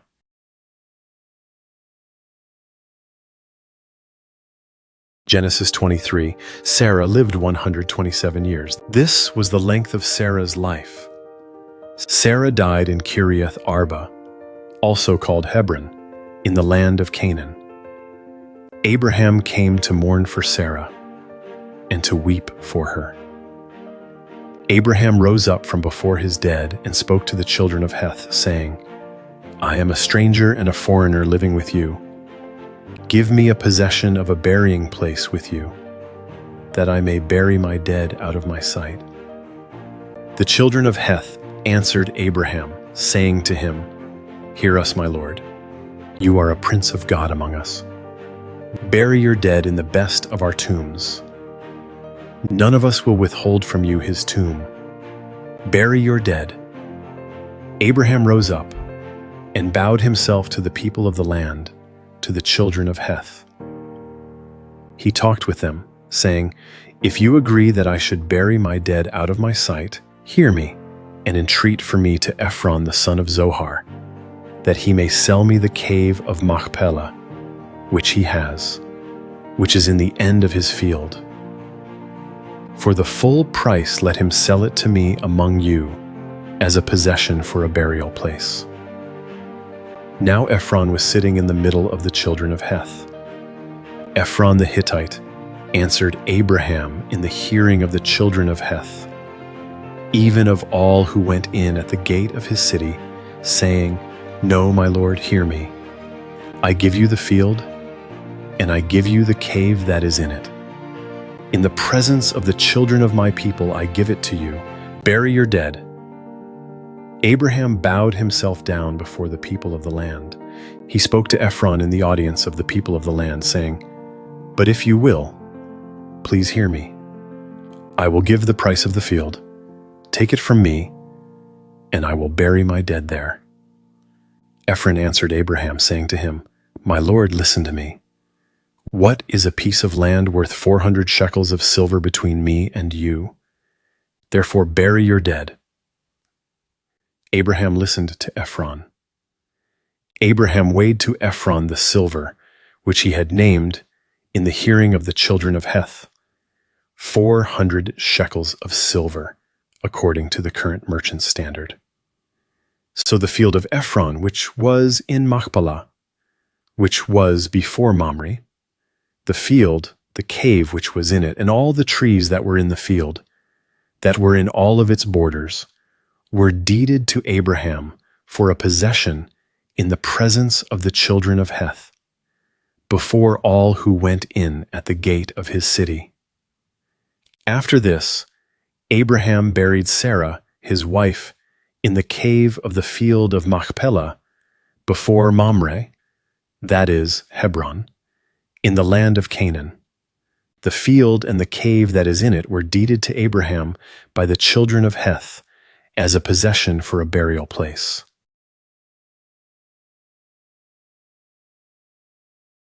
Genesis 24. Abraham was old and well advanced in age. The Lord had blessed Abraham in all things.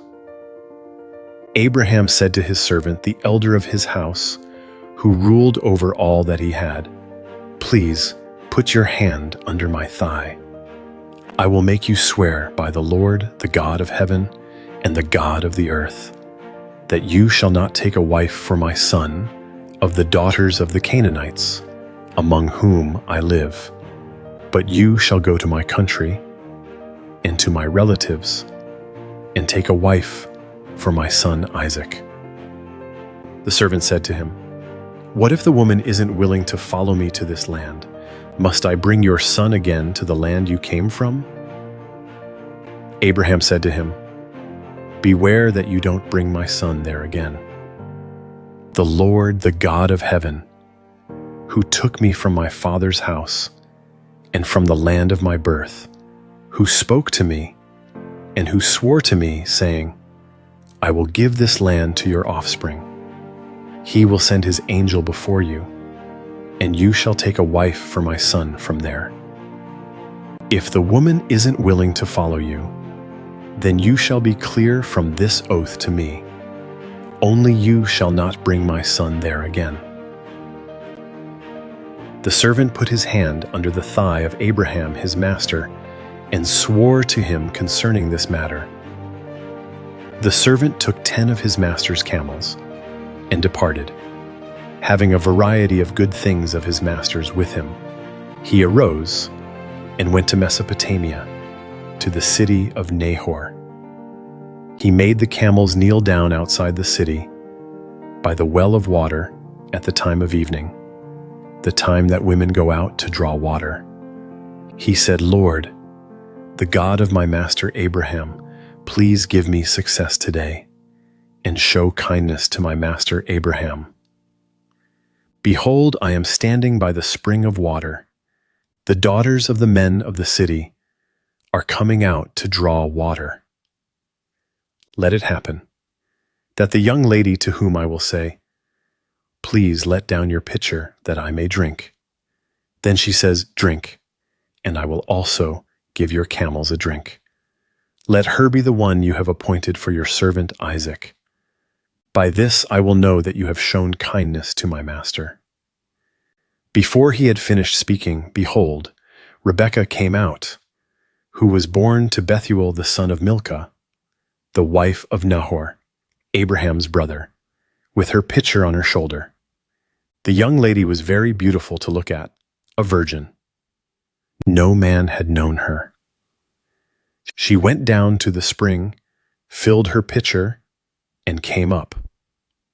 The servant ran to meet her and said, "Please give me a drink, a little water from your pitcher." She said, "Drink, my lord." She hurried and let down her pitcher on her hand and gave him a drink. When she had finished giving him a drink, she said, "I will also draw for your camels until they have finished drinking." She hurried and emptied her pitcher into the trough and ran again to the well to draw, and drew for all his camels. The man looked steadfastly at her, remaining silent, to know whether the Lord had made his journey prosperous or not.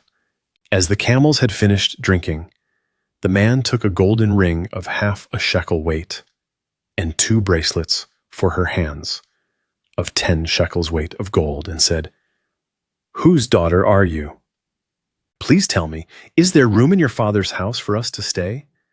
She said to him, "I am the daughter of Bethuel, the son of Milcah, whom she bore to Nahor." She said moreover to him, "We have both straw and feed enough, and room to lodge in." The man bowed his head and worshipped the Lord. He said, "Blessed be the Lord, the God of my master Abraham, who has not forsaken his loving kindness and his truth toward my master. As for me, the Lord has led me on the way to the house of my master's relatives."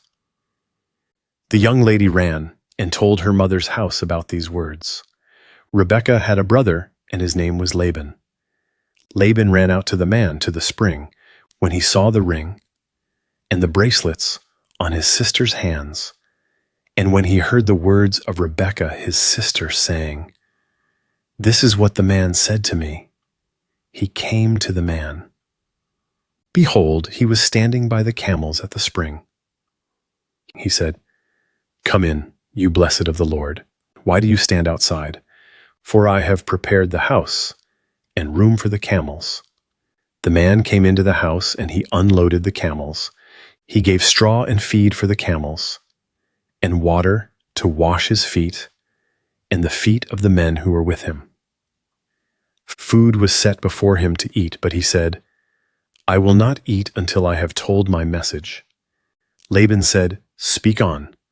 He said, "I am Abraham's servant. The Lord has blessed my master greatly. He has become great. The Lord has given him flocks and herds, silver and gold, male servants and female servants, and camels and donkeys. Sarah, my master's wife, bore a son to my master when she was old. He has given all that he has to him. My master made me swear, saying, 'You shall not take a wife for my son from the daughters of the Canaanites, in whose land I live, but you shall go to my father's house and to my relatives and take a wife for my son.' I asked my master, 'What if the woman will not follow me?' He said to me, 'The Lord before whom I walk will send his angel with you and prosper your way. You shall take a wife for my son from my relatives and of my father's house. Then you will be clear from my oath when you come to my relatives. If they don't give her to you, you shall be clear from my oath.' I came today to the spring and said, 'The Lord, the God of my master Abraham, if now you do prosper my way which I go, behold, I am standing by this spring of water. Let it happen, that the maiden who comes out to draw, to whom I will say, "Please give me a little water from your pitcher to drink." Then she tells me, "Drink, and I will also draw for your camels." Let her be the woman whom the Lord has appointed for my master's son." Before I had finished speaking in my heart, behold, Rebekah came out with her pitcher on her shoulder. She went down to the spring and drew. I said to her, "Please let me drink." She hurried and let down her pitcher from her shoulder and said, "Drink, and I will also give your camels a drink." So I drank, and she also gave the camels a drink. I asked her and said, "Whose daughter are you?"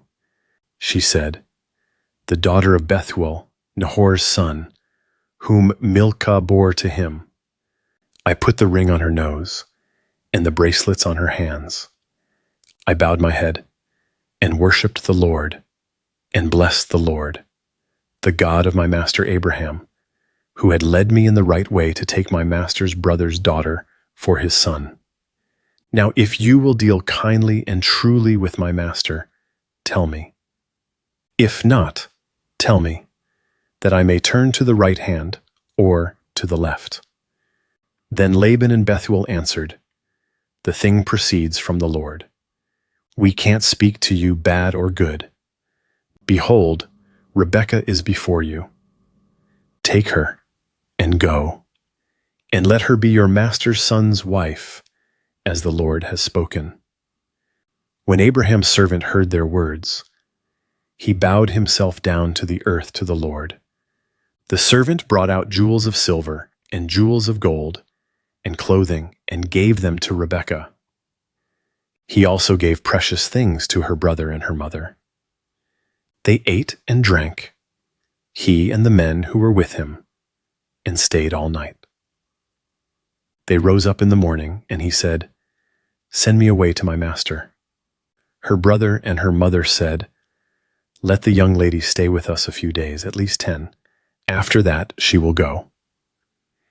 He said to them, "Don't hinder me, since the Lord has prospered my way.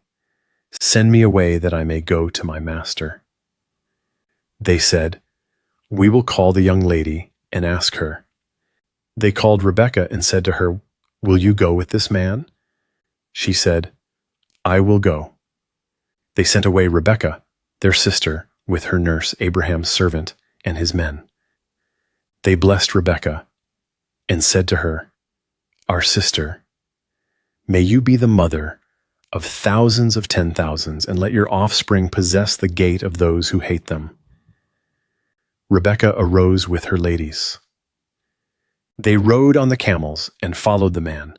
The servant took Rebekah and went his way. Isaac came from the way of Beer-lahai-roi, for he lived in the land of the south. Isaac went out to meditate in the field at the evening. He lifted up his eyes and looked. Behold, there were camels coming. Rebekah lifted up her eyes, and when she saw Isaac, she got off the camel. She said to the servant, "Who is the man who is walking in the field to meet us?"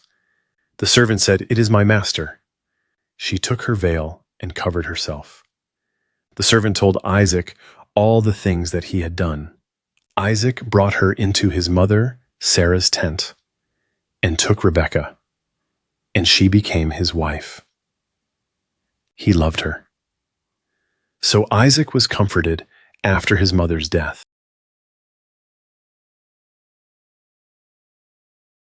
Genesis 25. Abraham took another wife, and her name was Keturah.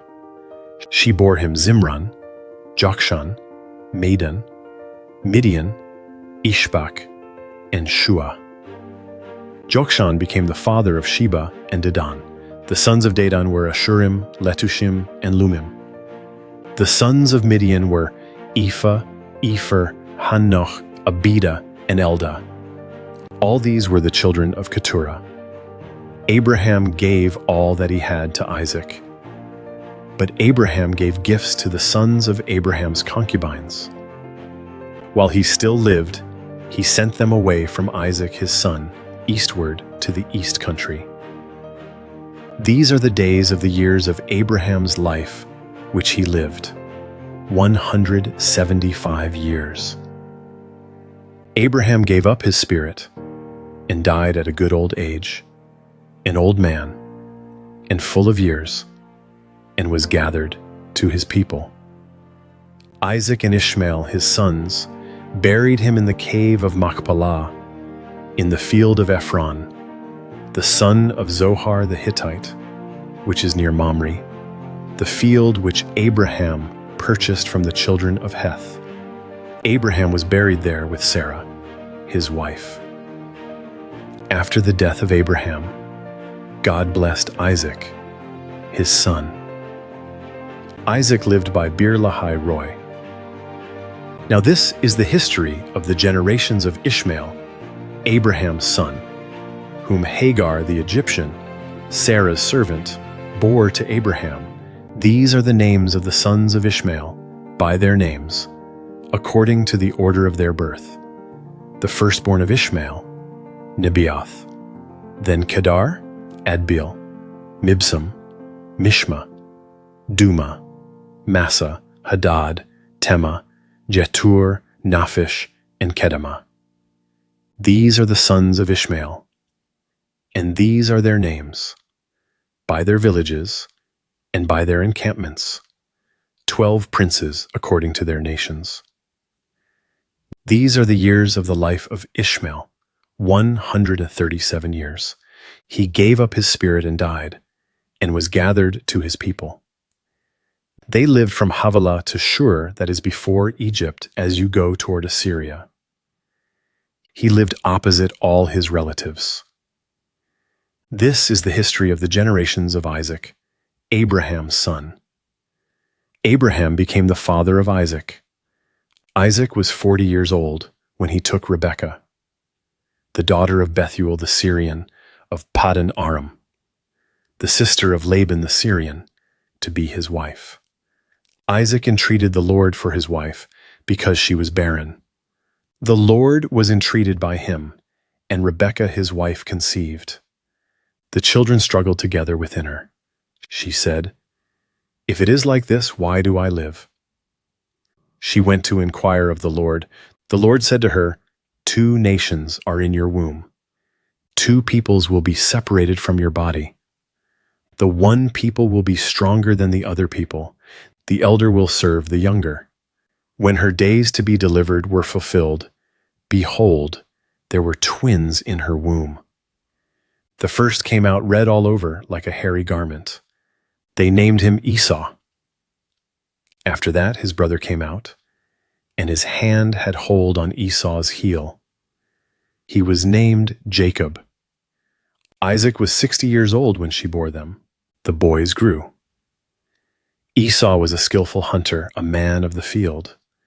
Jacob was a quiet man, living in tents. Now Isaac loved Esau because he ate his venison. Rebekah loved Jacob. Jacob boiled stew. Esau came in from the field and he was famished. Esau said to Jacob, "Please feed me with some of that red stew, for I am famished." Therefore his name was called Edom. Jacob said, "First, sell me your birthright." Esau said, "Behold, I am about to die. What good is the birthright to me?" Jacob said, "Swear to me first." He swore to him. He sold his birthright to Jacob. Jacob gave Esau bread and lentil stew. He ate and drank, rose up, and went his way. So Esau despised his birthright.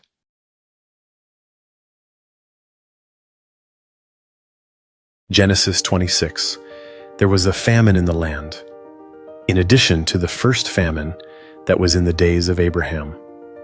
Isaac went to Abimelech, king of the Philistines, to Gerar. The Lord appeared to him and said, "Don't go down into Egypt. Live in the land I will tell you about. Live in this land, and I will be with you and will bless you. For I will give to you and to your offspring all these lands, and I will establish the oath which I swore to Abraham your father. I will multiply your offspring as the stars of the sky, and will give all these lands to your offspring. In your offspring all the nations of the earth will be blessed, because Abraham obeyed my voice and kept my requirements, my commandments, my statutes, and my laws." Isaac lived in Gerar. The men of the place asked him about his wife. He said, "She is my sister." For he was afraid to say, "My wife," lest he thought, "The men of the place might kill me for Rebekah, because she is beautiful to look at." When he had been there a long time, Abimelech, king of the Philistines, looked out at a window and saw, and behold, Isaac was caressing Rebekah, his wife. Abimelech called Isaac and said, "Behold, surely she is your wife. Why did you say, 'She is my sister'?" Isaac said to him, "Because I said, 'Lest I die because of her.'" Abimelech said, "What is this you have done to us? One of the people might easily have lain with your wife, and you would have brought guilt on us." Abimelech commanded all the people, saying, "He who touches this man or his wife will surely be put to death." Isaac sowed in that land, and reaped in the same year 100 times what he planted. The Lord blessed him. The man grew great, and grew more and more until he became very great. He had possessions of flocks, possessions of herds, and a great household. The Philistines envied him. Now all the wells which his father's servants had dug in the days of Abraham, his father the Philistines had stopped and filled with earth. Abimelech said to Isaac, "Go away from us, for you are much mightier than we." Isaac departed from there, encamped in the valley of Gerar, and lived there. Isaac dug again the wells of water, which they had dug in the days of Abraham his father, for the Philistines had stopped them after the death of Abraham. He called their names after the names by which his father had called them. Isaac's servants dug in the valley and found there a well of flowing water. The herdsmen of Gerar argued with Isaac's herdsmen, saying, "The water is ours." So he called the name of the well Esek, because they contended with him. They dug another well, and they argued over that also. So he called its name Sitnah. He left that place and dug another well. They didn't argue over that one. So he called it Rehoboth. He said, "For now the Lord has made room for us, and we will be fruitful in the land." He went up from there to Beersheba. The Lord appeared to him the same night and said, "I am the God of Abraham your father. Don't be afraid, for I am with you and will bless you, and multiply your offspring for my servant Abraham's sake." He built an altar there and called on the Lord's name and pitched his tent there. There Isaac's servants dug a well. Then Abimelech went to him from Gerar with Ahuzath his friend and Phicol the captain of his army. Isaac said to them, "Why have you come to me, since you hate me and have sent me away from you?" They said, "We saw plainly that the Lord was with you." We said, "Let there now be an oath between us, even between us and you, and let's make a covenant with you, that you will do us no harm, as we have not touched you, and as we have done to you nothing but good, and have sent you away in peace. You are now the blessed of the Lord." He made them a feast, and they ate and drank. They rose up sometime in the morning and swore an oath to one another. Isaac sent them away, and they departed from him in peace. The same day, Isaac's servants came and told him concerning the well which they had dug, and said to him, "We have found water." He called it Sheba. Therefore the name of the city is Beersheba to this day. When Esau was 40 years old, he took as wife Judith, the daughter of Beri the Hittite, and Basemath, the daughter of Elon the Hittite. They grieved Isaac's and Rebekah's spirits.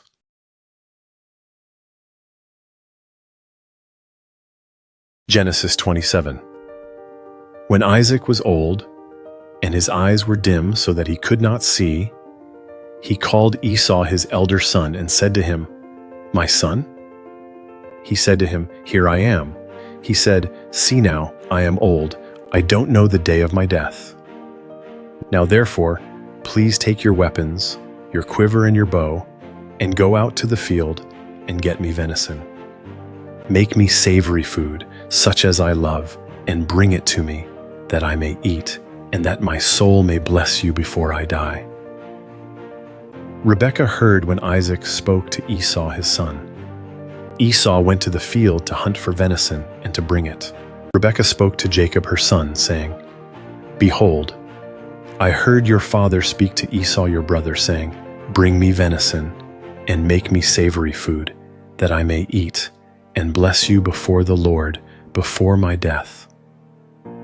Now therefore, my son, obey my voice according to that which I command you. Go now to the flock, and get me 2 good young goats from there. I will make them savory food for your father, such as he loves.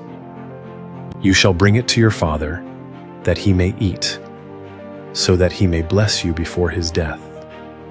Jacob said to Rebekah his mother, "Behold, Esau my brother is a hairy man, and I am a smooth man. What if my father touches me?" I will seem to him as a deceiver, and I would bring a curse on myself, and not a blessing." His mother said to him, "Let your curse be on me, my son. Only obey my voice and go get them for me." He went and got them and brought them to his mother. His mother made savory food, such as his father loved. Rebekah took the good clothes of Esau, her elder son, which were with her in the house, and put them on Jacob, her younger son. She put the skins of the young goats on his hands and on the smooth of his neck. She gave the savory food and the bread, which she had prepared, into the hand of her son Jacob. He came to his father and said, "My father?" He said, "Here I am. Who are you, my son?" Jacob said to his father, "I am Esau, your firstborn. I have done what you asked me to do. Please arise, sit, and eat of my venison, that your soul may bless me." Isaac said to his son, "How is it that you have found it so quickly, my son?" He said, "Because the Lord your God gave me success." Isaac said to Jacob, "Please come near, that I may feel you, my son, whether you are really my son Esau or not." Jacob went near to Isaac, his father. He felt him and said, "The voice is Jacob's voice, but the hands are the hands of Esau." He didn't recognize him because his hands were hairy, like his brother Esau's hands. So he blessed him. He said, "Are you really my son Esau?" He said, "I am." He said, "Bring it near to me, and I will eat of my son's venison, that my soul may bless you." He brought it near to him, and he ate. He brought him wine, and he drank. His father Isaac said to him, "Come near now and kiss me, my son." He came near and kissed him. He smelled the smell of his clothing, and blessed him, and said, "Behold, the smell of my son is as the smell of a field, which the Lord has blessed. God give you of the dew of the sky, of the fatness of the earth, and plenty of grain and new wine. Let peoples serve you, and nations bow down to you. Be Lord over your brothers. Let your mother's sons bow down to you. Cursed be everyone who curses you. Blessed be everyone who blesses you." As soon as Isaac had finished blessing Jacob, and Jacob had just gone out from the presence of Isaac his father, Esau his brother came in from his hunting. He also made savory food and brought it to his father. He said to his father, "Let my father arise and eat of his son's venison, that your soul may bless me." Isaac his father said to him, "Who are you?" He said, "I am your son, your firstborn, Esau." Isaac trembled violently and said, "Who then is he who has taken venison and brought it to me? And I have eaten of all before you came and have blessed him. Yes, he will be blessed." When Esau heard the words of his father, he cried with an exceedingly great and bitter cry, and said to his father, "Bless me, even me also, my father." He said, "Your brother came with deceit and has taken away your blessing." He said, "Isn't he rightly named Jacob? For he has supplanted me these 2 times. He took away my birthright. See, now he has taken away my blessing." He said, "Haven't you reserved a blessing for me?" Isaac answered Esau, "Behold, I have made him your lord, and all his brothers I have given to him for servants. I have sustained him with grain and new wine. What then will I do for you, my son?" Esau said to his father, "Do you have just one blessing, my father? Bless me, even me also, my father." Esau lifted up his voice and wept. Isaac his father answered him, "Behold, your dwelling will be of the fatness of the earth and of the dew of the sky from above. You will live by your sword, and you will serve your brother. It will happen when you will break loose, that you will shake his yoke from off your neck." Esau hated Jacob because of the blessing with which his father blessed him. Esau said in his heart, "The days of mourning for my father are at hand. Then I will kill my brother Jacob." The words of Esau, her elder son, were told to Rebekah.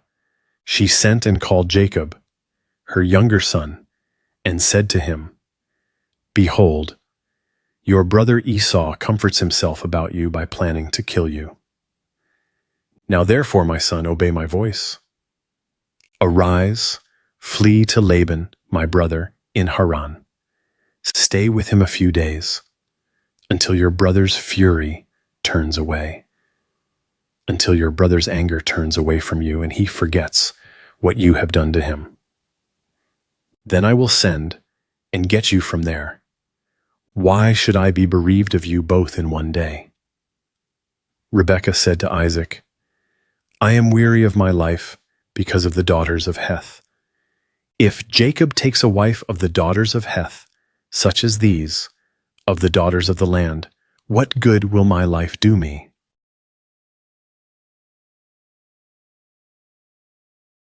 Genesis 28. Isaac called Jacob, blessed him, and commanded him, "You shall not take a wife of the daughters of Canaan. Arise, go to Paddan Aram, to the house of Bethuel, your mother's father. Take a wife from there from the daughters of Laban, your mother's brother. May God Almighty bless you, and make you fruitful, and multiply you, that you may be a company of peoples, and give you the blessing of Abraham, to you and to your offspring with you, that you may inherit the land where you travel, which God gave to Abraham." Isaac sent Jacob away. He went to Paddan Aram to Laban, son of Bethuel the Syrian, the brother of Rebekah, Jacob's and Esau's mother. Now Esau saw that Isaac had blessed Jacob and sent him away to Paddan Aram, to take him a wife from there, and that as he blessed him, he gave him a command, saying, "You shall not take a wife of the daughters of Canaan." And that Jacob obeyed his father and his mother, and was gone to Paddan Aram. Esau saw that the daughters of Canaan didn't please Isaac, his father. So Esau went to Ishmael, and took, in addition to the wives that he had, Mahalath, the daughter of Ishmael, Abraham's son, the sister of Nebaioth, to be his wife. Jacob went out from Beersheba and went toward Haran. He came to a certain place and stayed there all night, because the sun had set. He took one of the stones of the place and put it under his head and lay down in that place to sleep. He dreamed and saw a stairway set upon the earth, and its top reached to heaven. Behold, the angels of God were ascending and descending on it. Behold, the Lord stood above it, and said, "I am the Lord, the God of Abraham your father, and the God of Isaac. I will give the land you lie on to you and to your offspring. Your offspring will be as the dust of the earth, and you will spread abroad to the west, and to the east, and to the north, and to the south. In you and in your offspring, all the families of the earth will be blessed. Behold, I am with you, and will keep you wherever you go, and will bring you again into this land, for I will not leave you until I have done that which I have spoken of to you." Jacob awakened out of his sleep, and he said, "Surely the Lord is in this place, and I didn't know it."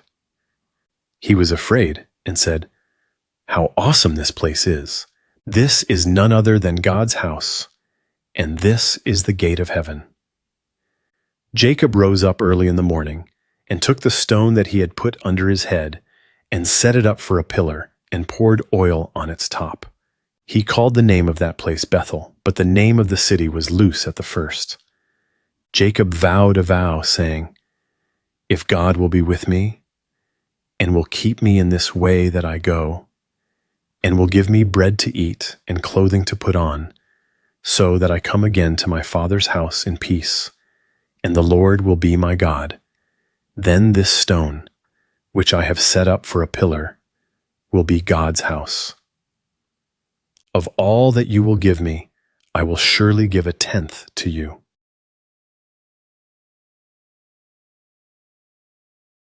Genesis 29. Then Jacob went on his journey and came to the land of the children of the east. He looked and saw a well in the field and saw 3 flocks of sheep lying there by it. For out of that well they watered the flocks. The stone on the well's mouth was large. There all the flocks were gathered.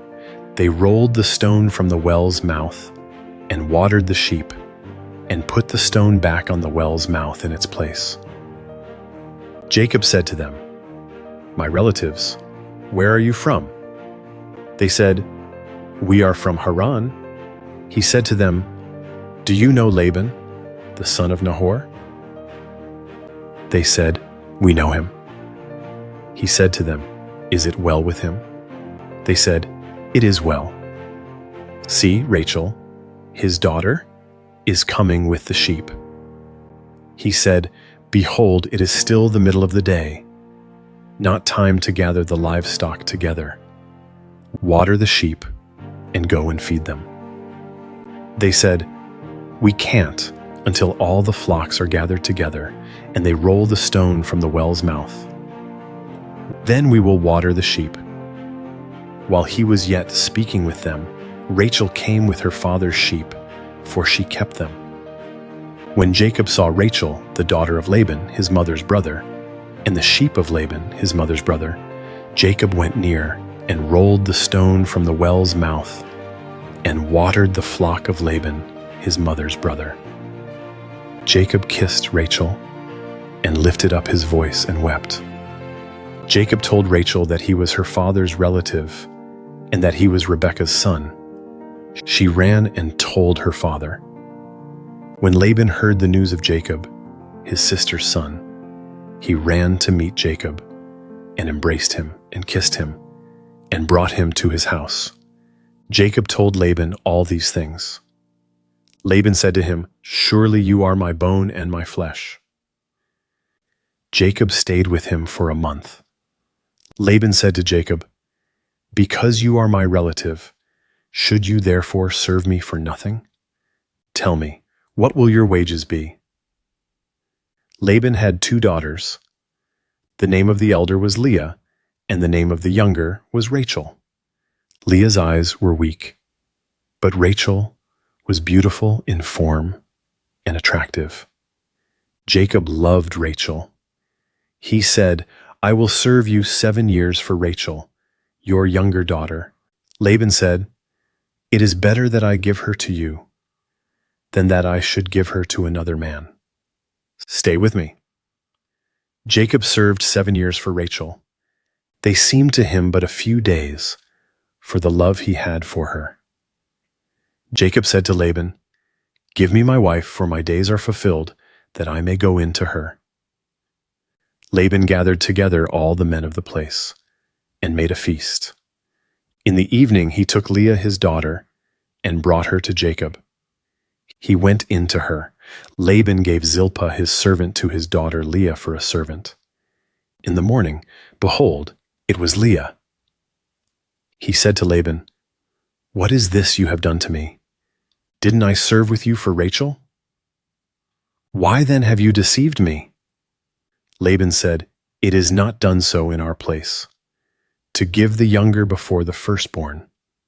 Fulfill the week of this one, and we will give you the other also, for the service which you will serve with me for 7 more years." Jacob did so and fulfilled her week. He gave him Rachel his daughter as wife. Laban gave Bilhah his servant to his daughter Rachel to be her servant. He went in also to Rachel, and he loved also Rachel more than Leah, and served with him 7 more years. The Lord saw that Leah was hated, and he opened her womb, but Rachel was barren. Leah conceived and bore a son, and she named him Reuben. For she said, "Because the Lord has looked at my affliction. For now my husband will love me." She conceived again and bore a son and said, "Because the Lord has heard that I am hated, he has therefore given me this son also." She named him Simeon. She conceived again and bore a son. She said, "Now this time my husband will be joined to me, because I have borne him 3 sons." Therefore his name was called Levi. She conceived again and bore a son. She said, "This time I will praise the Lord." Therefore she named him Judah. Then she stopped bearing.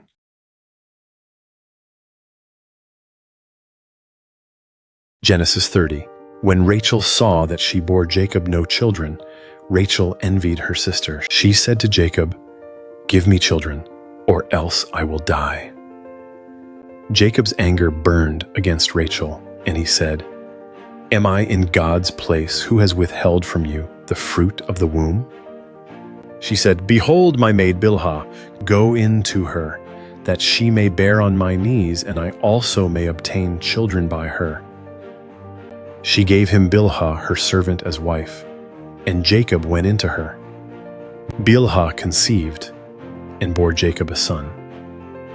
Rachel said, "God has judged me and has also heard my voice and has given me a son." Therefore she called his name Dan. Bilhah, Rachel's servant, conceived again and bore Jacob a second son. Rachel said, "I have wrestled with my sister with mighty wrestlings and have prevailed." She named him Naphtali. When Leah saw that she had finished bearing, she took Zilpah, her servant, and gave her to Jacob as a wife. Zilpah, Leah's servant, bore Jacob a son. Leah said, "How fortunate!" She named him Gad. Zilpah, Leah's servant, bore Jacob a second son. Leah said, "Thus happy am I, for the daughters will call me happy." She named him Asher. Reuben went in the days of wheat harvest and found mandrakes in the field and brought them to his mother Leah. Then Rachel said to Leah, "Please give me some of your son's mandrakes." Leah said to her, "Is it a small matter that you have taken away my husband? Would you take away my son's mandrakes also?" Rachel said, "Therefore he will lie with you tonight for your son's mandrakes."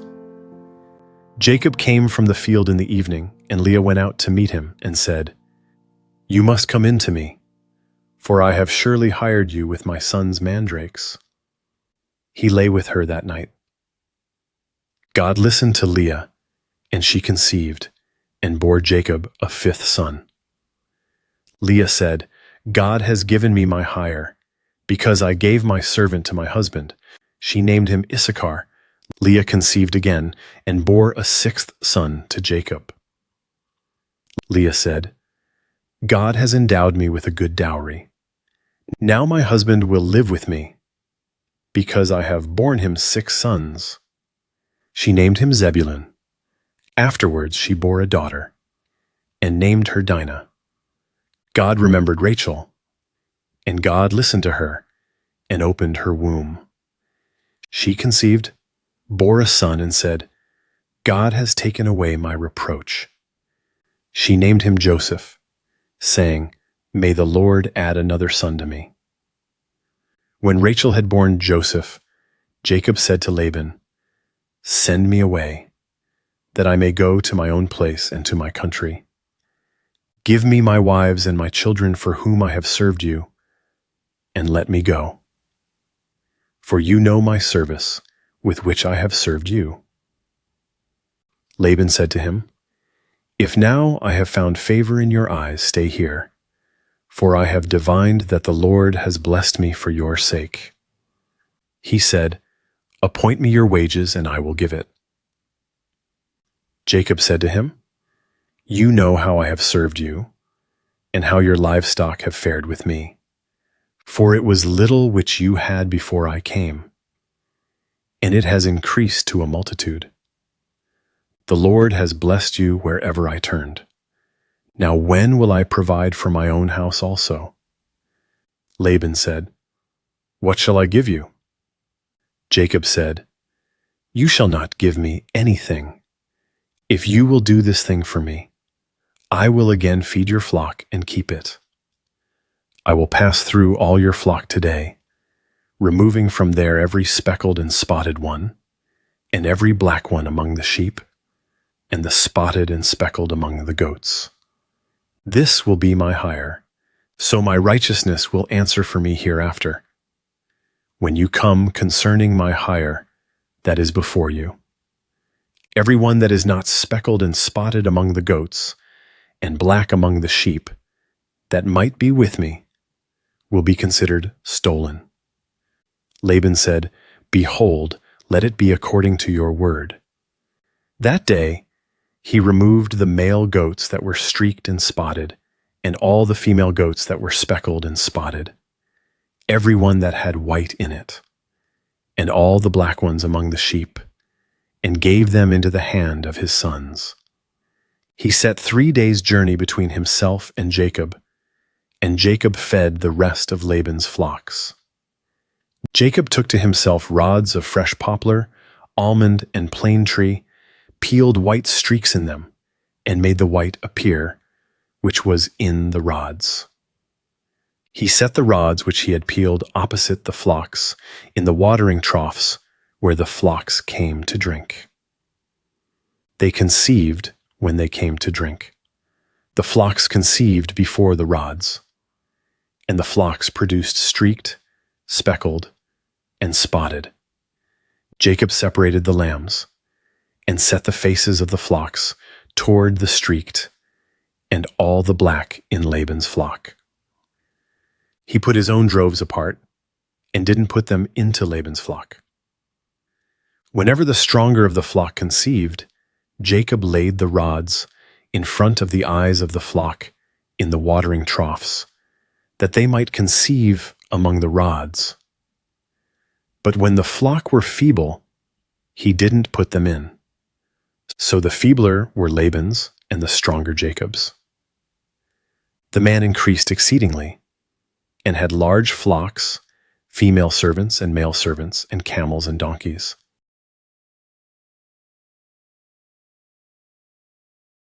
Genesis 31.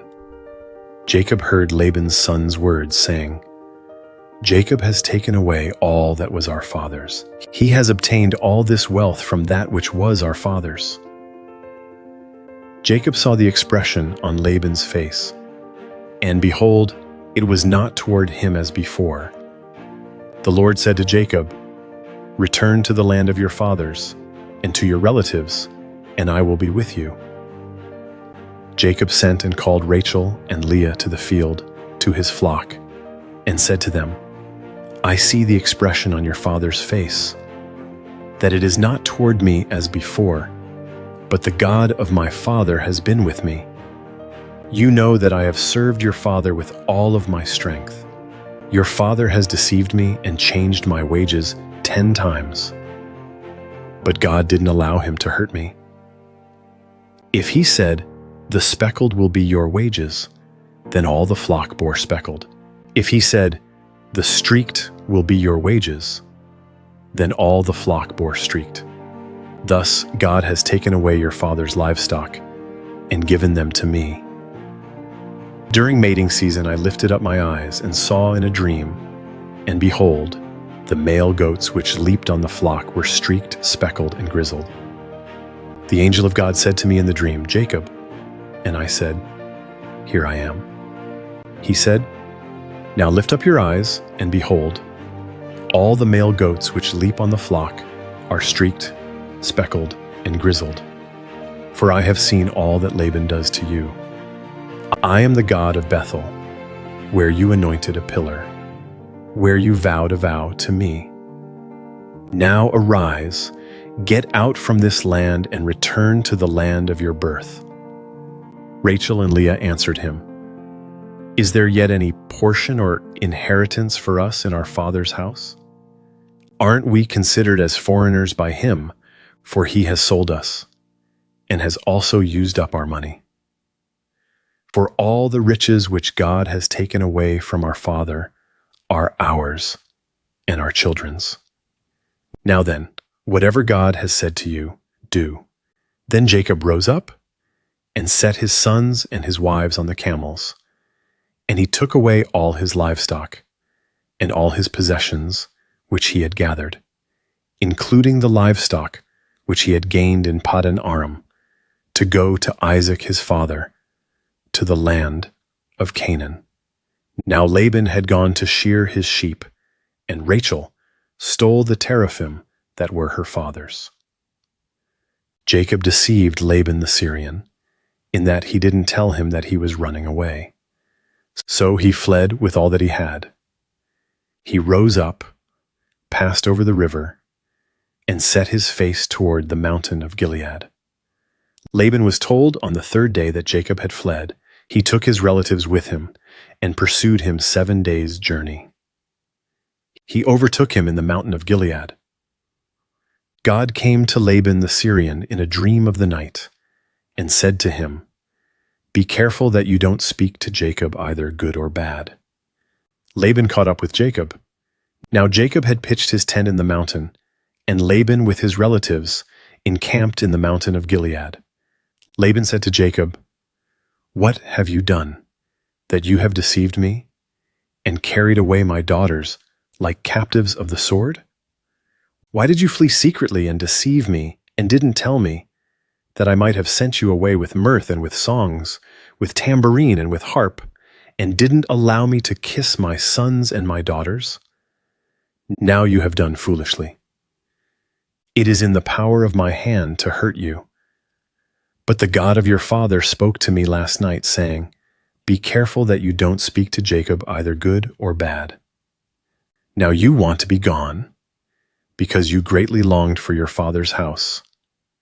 But why have you stolen my gods?"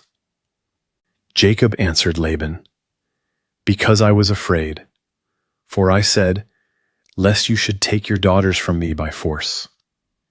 Anyone you find your gods with shall not live. Before our relatives discern what is yours with me, and take it." For Jacob didn't know that Rachel had stolen them. Laban went into Jacob's tent, into Leah's tent, and into the tent of the 2 female servants. But he didn't find them. He went out of Leah's tent and entered into Rachel's tent. Now Rachel had taken the teraphim, put them in the camel's saddle, and sat on them. Laban felt around all the tent, but didn't find them. She said to her father, "Don't let my lord be angry that I can't rise up before you, for I'm having my period." He searched, but didn't find the teraphim. Jacob was angry and argued with Laban. Jacob answered Laban, "What is my trespass? What is my sin, that you have hotly pursued me? Now that you have felt around in all my stuff, what have you found of all your household stuff? Set it here before my relatives and your relatives, that they may judge between us 2. These 20 years I have been with you. Your ewes and your female goats have not cast their young, and I haven't eaten the rams of your flocks. That which was torn of animals I didn't bring to you. I bore its loss. Of my hand you required it, whether stolen by day or stolen by night. This was my situation. In the day the drought consumed me, and the frost by night, and my sleep fled from my eyes. These 20 years I have been in your house. I served you 14 years for your 2 daughters, and 6 years for your flock, and you have changed my wages 10 times.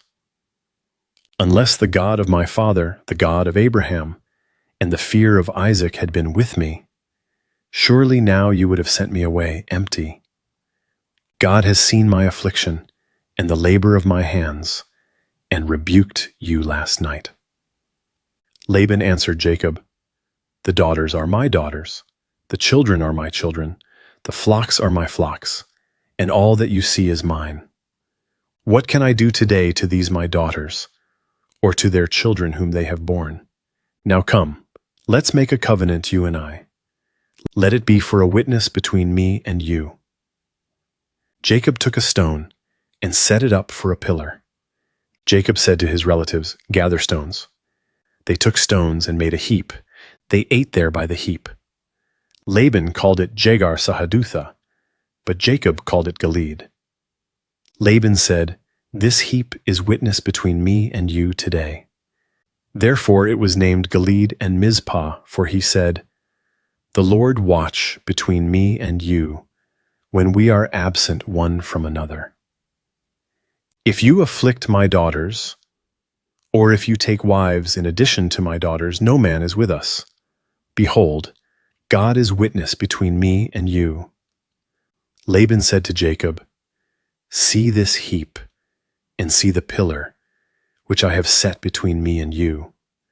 May this heap be a witness, and the pillar be a witness, that I will not pass over this heap to you, and that you will not pass over this heap and this pillar to me for harm. The God of Abraham and the God of Nahor, the God of their father, judge between us." Then Jacob swore by the fear of his father Isaac. Jacob offered a sacrifice in the mountain and called his relatives to eat bread. They ate bread and stayed all night in the mountain. Early in the morning, Laban rose up and kissed his sons and his daughters and blessed them. Laban departed and returned to his place.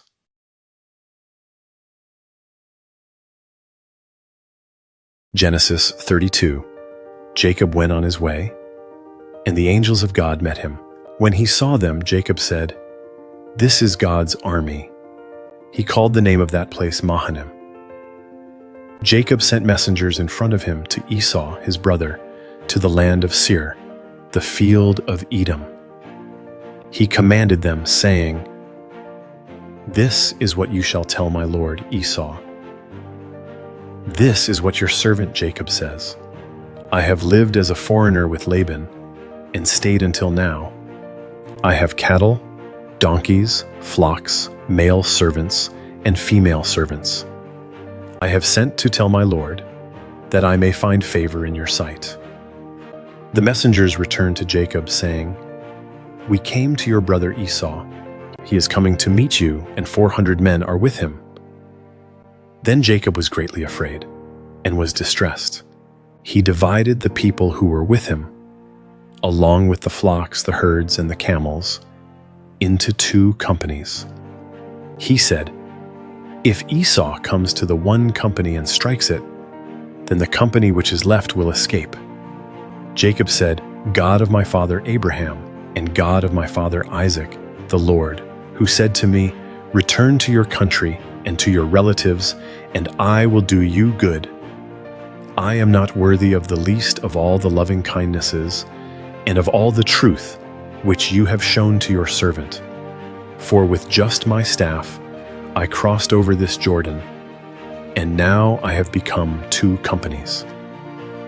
Please deliver me from the hand of my brother, from the hand of Esau, for I fear him lest he come and strike me and the mothers with the children."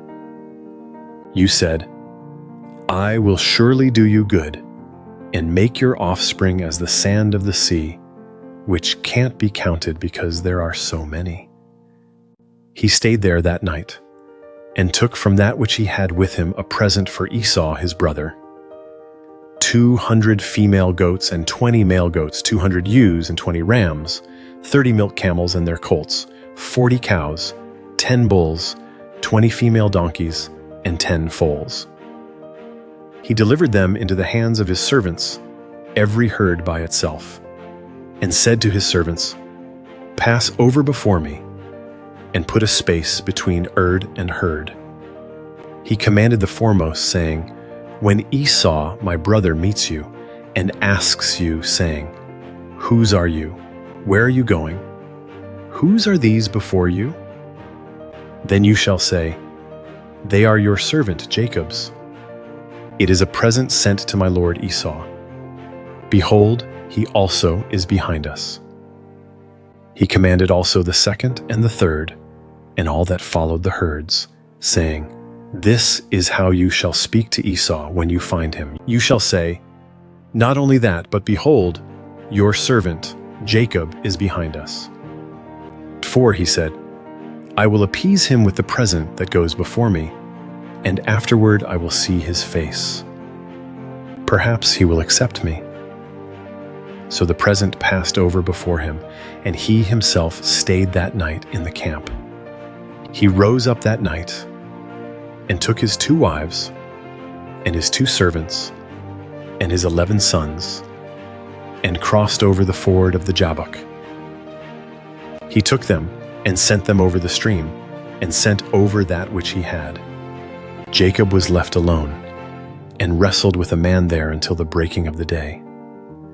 When he saw that he didn't prevail against him, the man touched the hollow of his thigh, and the hollow of Jacob's thigh was strained as he wrestled. The man said, "Let me go, for the day breaks." Jacob said, "I won't let you go unless you bless me." He said to him, "What is your name?" He said, "Jacob." He said, "Your name will no longer be called Jacob, but Israel, for you have fought with God and with men, and have prevailed." Jacob asked him, "Please tell me your name." He said, "Why is it that you ask what my name is?" So he blessed him there. Jacob called the name of the place Peniel, for he said, "I have seen God face to face, and my life is preserved." The sun rose on him as he passed over Peniel, and he limped because of his thigh. Therefore the children of Israel don't eat the sinew of the hip, which is on the hollow of the thigh, to this day, because he touched the hollow of Jacob's thigh in the sinew of the hip.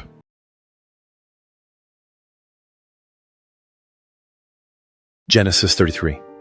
Jacob lifted up his eyes and looked, and behold, Esau was coming, and with him 400 men.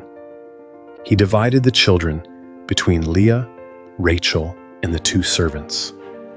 He put the servants and their children in front, Leah and her children after, and Rachel and Joseph at the rear. He himself passed over in front of them and bowed himself to the ground 7 times until he came near to his brother. Esau ran to meet him, embraced him, fell on his neck, kissed him, and they wept. He lifted up his eyes and saw the women and the children and said, "Who are these with you?" He said, "The children whom God has graciously given your servant." Then the servants came near with their children, and they bowed themselves. Leah also and her children came near and bowed themselves. After them, Joseph came near with Rachel, and they bowed themselves. Esau said, "What do you mean by all this company which I met?" Jacob said, "To find favor in the sight of my lord." Esau said, "I have enough, my brother. Let that which you have be yours." Jacob said, "Please no. If I have now found favor in your sight, then receive my present at my hand, because I have seen your face, as one sees the face of God, and you were pleased with me. Please take the gift that I brought to you, because God has dealt graciously with me, and because I have enough." He urged him, and he took it. Esau said, "Let's take our journey and let's go, and I will go before you." Jacob said to him, "My Lord knows that the children are tender, and that the flocks and herds with me have their young. And if they overdrive them one day, all the flocks will die. Please, let my Lord pass over before his servant, and I will lead on gently, according to the pace of the livestock that are before me, and according to the pace of the children, until I come to my Lord to Seir." Esau said, "Let me now leave with you some of the people who are with me." He said, "Why? Let me find favor in the sight of my Lord." So Esau returned that day on his way to Seir, Jacob traveled to Succoth, built himself a house and made shelters for his livestock. Therefore the name of the place is called Succoth. Jacob came in peace to the city of Shechem, which is in the land of Canaan, when he came from Paddan Aram, and encamped before the city. He bought the parcel of ground where he had spread his tent, at the hand of the children of Hamor, Shechem's father, for 100 pieces of money. He erected an altar there and called it El Elohe Israel.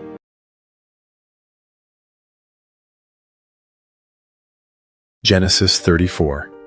Dinah, the daughter of Leah, whom she bore to Jacob, went out to see the daughters of the land. Shechem, the son of Hamor the Hivite, the prince of the land, saw her. He took her, lay with her, and humbled her. His soul joined to Dinah, the daughter of Jacob, and he loved the young lady and spoke kindly to the young lady. Shechem spoke to his father Hamor, saying, "Get me this young lady as a wife." Now Jacob heard that he had defiled Dinah, his daughter, and his sons were with his livestock in the field. Jacob held his peace until they came. Hamor, the father of Shechem, went out to Jacob to talk with him. The sons of Jacob came in from the field when they heard it. The men were grieved, and they were very angry, because he had done folly in Israel in lying with Jacob's daughter, a thing that ought not to be done. Hamor talked with them, saying, "The soul of my son Shechem longs for your daughter. Please give her to him as a wife. Make marriages with us, give your daughters to us, and take our daughters for yourselves. You shall dwell with us, and the land will be before you. Live and trade in it, and get possessions in it." Shechem said to her father and to her brothers, "Let me find favor in your eyes, and whatever you will tell me I will give. Ask me a great amount for a dowry, and I will give whatever you ask of me, but give me the young lady as a wife." The sons of Jacob answered Shechem and Hamor his father with deceit when they spoke, because he had defiled Dinah their sister, and said to them, "We can't do this thing, to give our sister to one who is uncircumcised, for that is a reproach to us. Only on this condition will we consent to you. If you will be as we are, that every male of you be circumcised, then will we give our daughters to you, and we will take your daughters to us, and we will dwell with you, and we will become one people. But if you will not listen to us and be circumcised, then we will take our sister, and we will be gone." Their words pleased Hamor and Shechem, Hamor's son. The young man didn't wait to do this thing, because he had delight in Jacob's daughter, and he was honored above all the house of his father. Hamor and Shechem, his son, came to the gate of their city and talked with the men of their city, saying, "These men are peaceful with us. Therefore let them live in the land and trade in it. For behold, the land is large enough for them. Let's take their daughters to us for wives, and let's give them our daughters. Only on this condition will the men consent to us, to live with us, to become one people, if every male among us is circumcised, as they are circumcised. Won't their livestock and their possessions and all their animals be ours? Only let's give our consent to them, and they will dwell with us." All who went out of the gate of his city listened to Hamor and to Shechem his son, and every male was circumcised, all who went out of the gate of his city. On the third day, when they were sore, 2 of Jacob's sons, Simeon and Levi, Dinah's brothers, each took his sword, came upon the unsuspecting city, and killed all the males. They killed Hamor and Shechem, his son, with the edge of the sword, and took Dinah out of Shechem's house and went away. Jacob's sons came on the dead and plundered the city because they had defiled their sister. They took their flocks, their herds, their donkeys, that which was in the city, that which was in the field, and all their wealth. They took captive all their little ones and their wives, and took as plunder everything that was in the house. Jacob said to Simeon and Levi, "You have troubled me, to make me odious to the inhabitants of the land, among the Canaanites and the Perizzites. I am few in number. They will gather themselves together against me and strike me, and I will be destroyed, I and my house." They said, "Should he deal with our sister as with a prostitute?"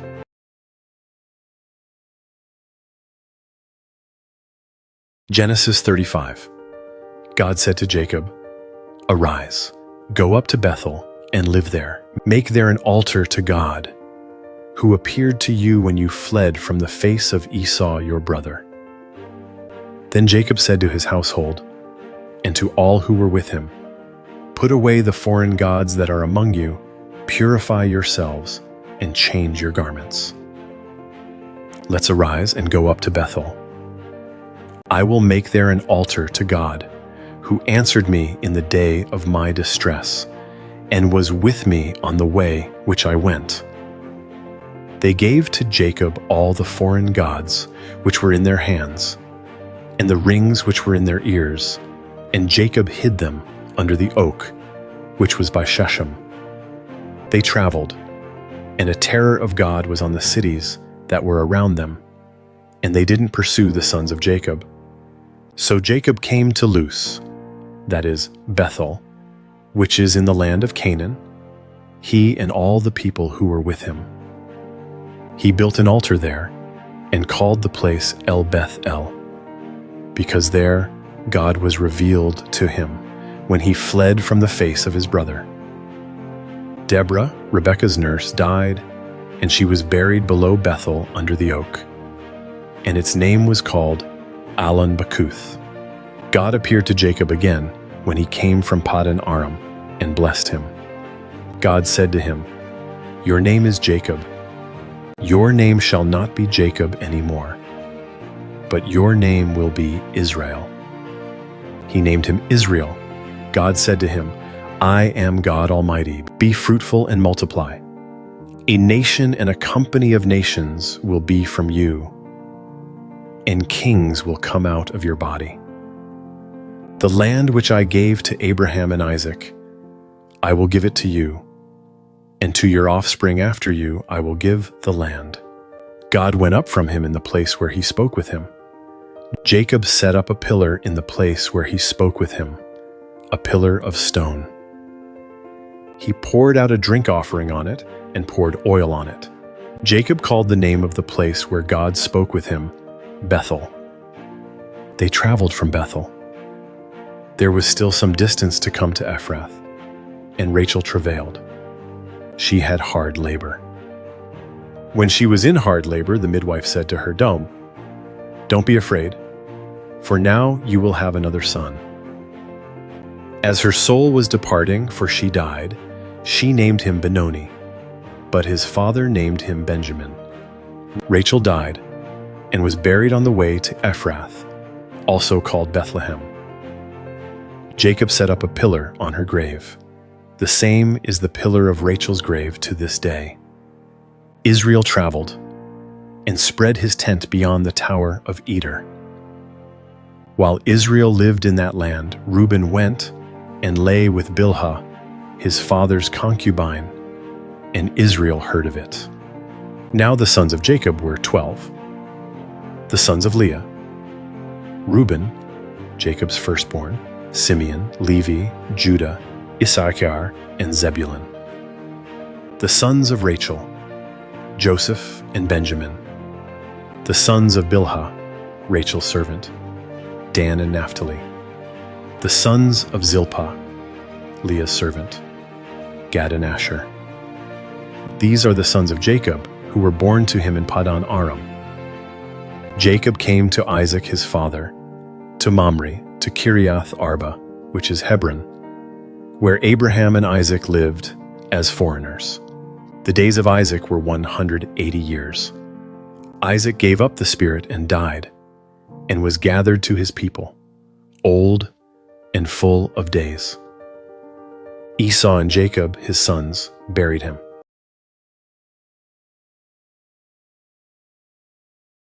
Genesis 36. Now this is the history of the generations of Esau, that is, Edom. Esau took his wives from the daughters of Canaan: Adah, the daughter of Elon, the Hittite, and Oholibamah, the daughter of Anah, the daughter of Zibeon, the Hivite, and Basemath, Ishmael's daughter, sister of Nebaioth. Adah bore to Esau Eliphaz. Basemath bore Reuel. Oholibamah bore Jeush, Jalam, and Korah. These are the sons of Esau, who were born to him in the land of Canaan. Esau took his wives, his sons, his daughters, and all the members of his household, with his livestock, all his animals, and all his possessions, which he had gathered in the land of Canaan, and went into a land away from his brother Jacob. For their substance was too great for them to dwell together, and the land of their travels couldn't bear them because of their livestock. Esau lived in the hill country of Seir. Esau is Edom. This is the history of the generations of Esau, the father of the Edomites, in the hill country of Seir. These are the names of Esau's sons: Eliphaz, the son of Adah, the wife of Esau, and Reuel, the son of Basemath, the wife of Esau. The sons of Eliphaz were Teman, Omar, Zepho, and Gatam, and Kenaz. Timnah was concubine to Eliphaz, Esau's son, and she bore to Eliphaz Amalek. These are the descendants of Adah, Esau's wife. These are the sons of Reuel: Nahath, Zerah, Shammah, and Mizah. These were the descendants of Basemath, Esau's wife. These were the sons of Oholibamah, the daughter of Anah, the daughter of Zibeon, Esau's wife. She bore to Esau Jush, Jalam, and Korah. These are the chiefs of the sons of Esau, the sons of Eliphaz, the firstborn of Esau: Chief Teman, Chief Omar, Chief Zepho, Chief Kenaz, Chief Korah, Chief Gatam, Chief Amalek. These are the chiefs who came of Eliphaz in the land of Edom. These are the sons of Adah. These are the sons of Reuel, Esau's son: Chief Nahath, Chief Zerah, Chief Shammah, Chief Mizah. These are the chiefs who came of Reuel in the land of Edom. These are the sons of Basemath, Esau's wife.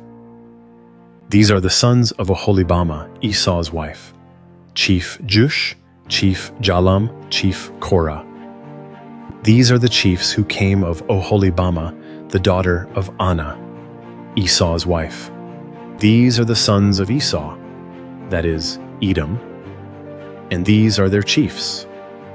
These are the sons of Seir the Horite, the inhabitants of the land: Lotan, Shobal, Zibeon, Anah, Dishon, Ezer, and Dishon.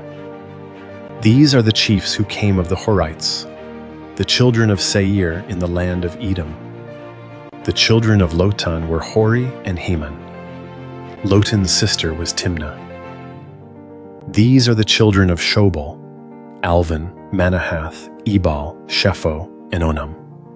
These are the children of Zibeon: Aiah and Anah. This is Anah, who found the hot springs in the wilderness, as he fed the donkeys of Zibeon his father. These are the children of Anah: Dishon and Oholibamah, the daughter of Anah. These are the children of Dishon: Hemdan, Eshban, Ithran, and Sharon. These are the children of Ezer, Bilhan, Zavan, and Akan. These are the children of Dishan, Uz, and Aran. These are the chiefs who came of the Horites: Chief Lotan, Chief Shobal, Chief Zibeon, Chief Anna, Chief Dishan, Chief Ezer, and Chief Dishan. These are the chiefs who came of the Horites, according to their chiefs, in the land of Seir. These are the kings who reigned in the land of Edom, before any king reigned over the children of Israel. Bela, the son of Beor, reigned in Edom. The name of his city was Dinhabah. Bela died, and Jobab, the son of Zerah of Bozrah, reigned in his place. Jobab died, and Husham of the land of the Temanites reigned in his place. Husham died, and Hadad, the son of Bedad, who struck Midian in the field of Moab, reigned in his place. The name of his city was Avith. Hadad died, and Samlah of Masrekah reigned in his place. Samlah died, and Shaul of Rehoboth, by the river, reigned in his place. Shaul died, and Baal-Hanan the son of Achbor reigned in his place. Baal-Hanan the son of Ashbor died, and Hadar reigned in his place. The name of his city was Pau. His wife's name was Mehetabel, the daughter of Matred, the daughter of Mezahab. These are the names of the chiefs who came from Esau, according to their families, after their places, and by their names: Chief Timnah, Chief Alva, Chief Jetheth, Chief Oholibama, Chief Elah, Chief Pinon, Chief Kenaz, Chief Taman, Chief Mibzar, Chief Magdiel, and Chief Iram. These are the chiefs of Edom, according to their habitations in the land of their possession. This is Esau, the father of the Edomites.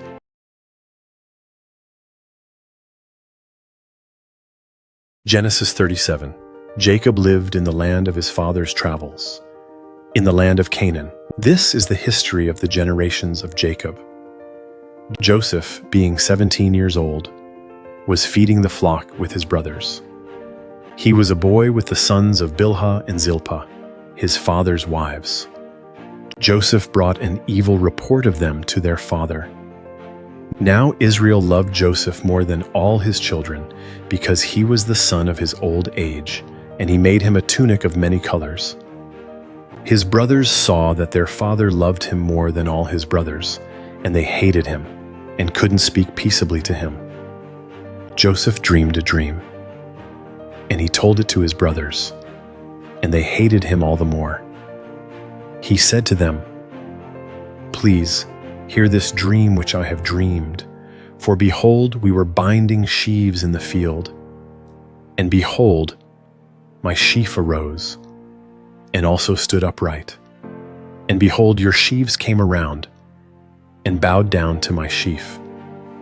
His brothers asked him, "Will you indeed reign over us? Will you indeed have dominion over us?" They hated him all the more for his dreams and for his words. He dreamed yet another dream, and told it to his brothers, and said, "Behold, I have dreamed yet another dream, and behold, the sun and the moon and 11 stars bowed down to me." He told it to his father and to his brothers. His father rebuked him, and said to him, "What is this dream that you have dreamed? Will I and your mother and your brothers indeed come to bow ourselves down to the earth before you?" His brothers envied him, but his father kept this saying in mind. His brothers went to feed their father's flock in Shechem. Israel said to Joseph, "Aren't your brothers feeding the flock in Shechem? Come, and I will send you to them." He said to him, "Here I am." He said to him, "Go now, see whether it is well with your brothers, and well with the flock, and bring me word again." So he sent him out of the valley of Hebron, and he came to Shechem. A certain man found him, and behold, he was wandering in the field. The man asked him, "What are you looking for?" He said, "I am looking for my brothers. Tell me, please, where they are feeding the flock." The man said, "They have left here, for I heard them say, 'Let's go to Dothan.'" Joseph went after his brothers and found them in Dothan.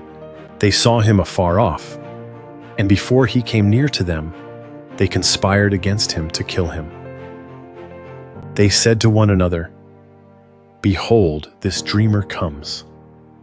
Come now, therefore, and let's kill him, and cast him into one of the pits, and we will say, 'An evil animal has devoured him.' We will see what will become of his dreams." Reuben heard it, and delivered him out of their hand, and said, "Let's not take his life." Reuben said to them, "Shed no blood. Throw him into this pit that is in the wilderness, but lay no hand on him, that he might deliver him out of their hand, to restore him to his father." When Joseph came to his brothers, they stripped Joseph of his tunic, the tunic of many colors that was on him.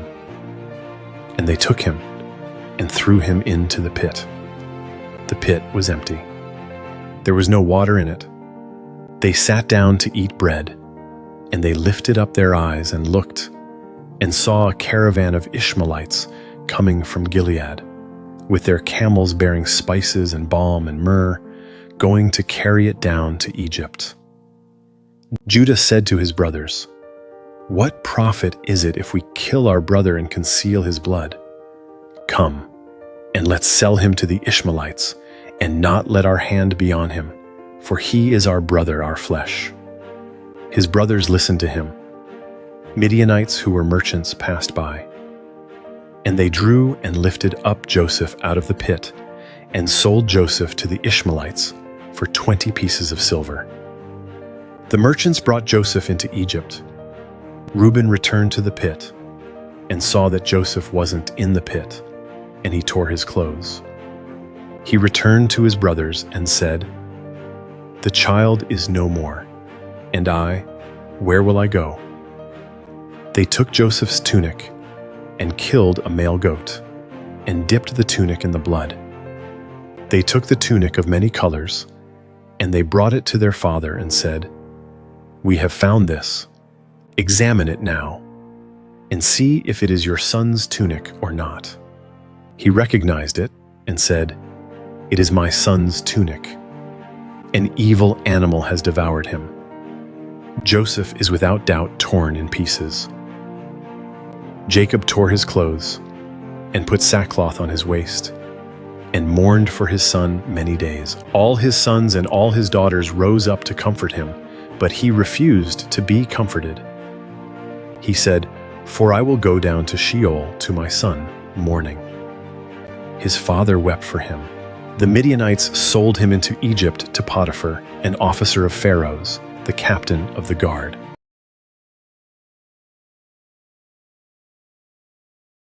Genesis 38. At that time, Judah went down from his brothers, and visited a certain Adulamite, whose name was Hira. There, Judah saw the daughter of a certain Canaanite man named Shua. He took her and went into her. She conceived and bore a son, and he named him She conceived again and bore a son, and she named him Onan. She yet again bore a son, and named him Shelah. He was at Chezib when she bore him. Judah took a wife for his firstborn, and her name was Tamar. Judah's firstborn, was wicked in the Lord's sight, so the Lord killed him. Judah said to Onan, "Go in to your brother's wife, and perform the duty of a husband's brother to her, and raise up offspring for your brother."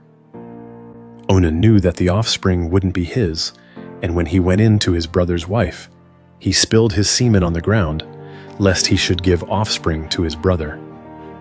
The thing which he did was evil in the Lord's sight, and he killed him also.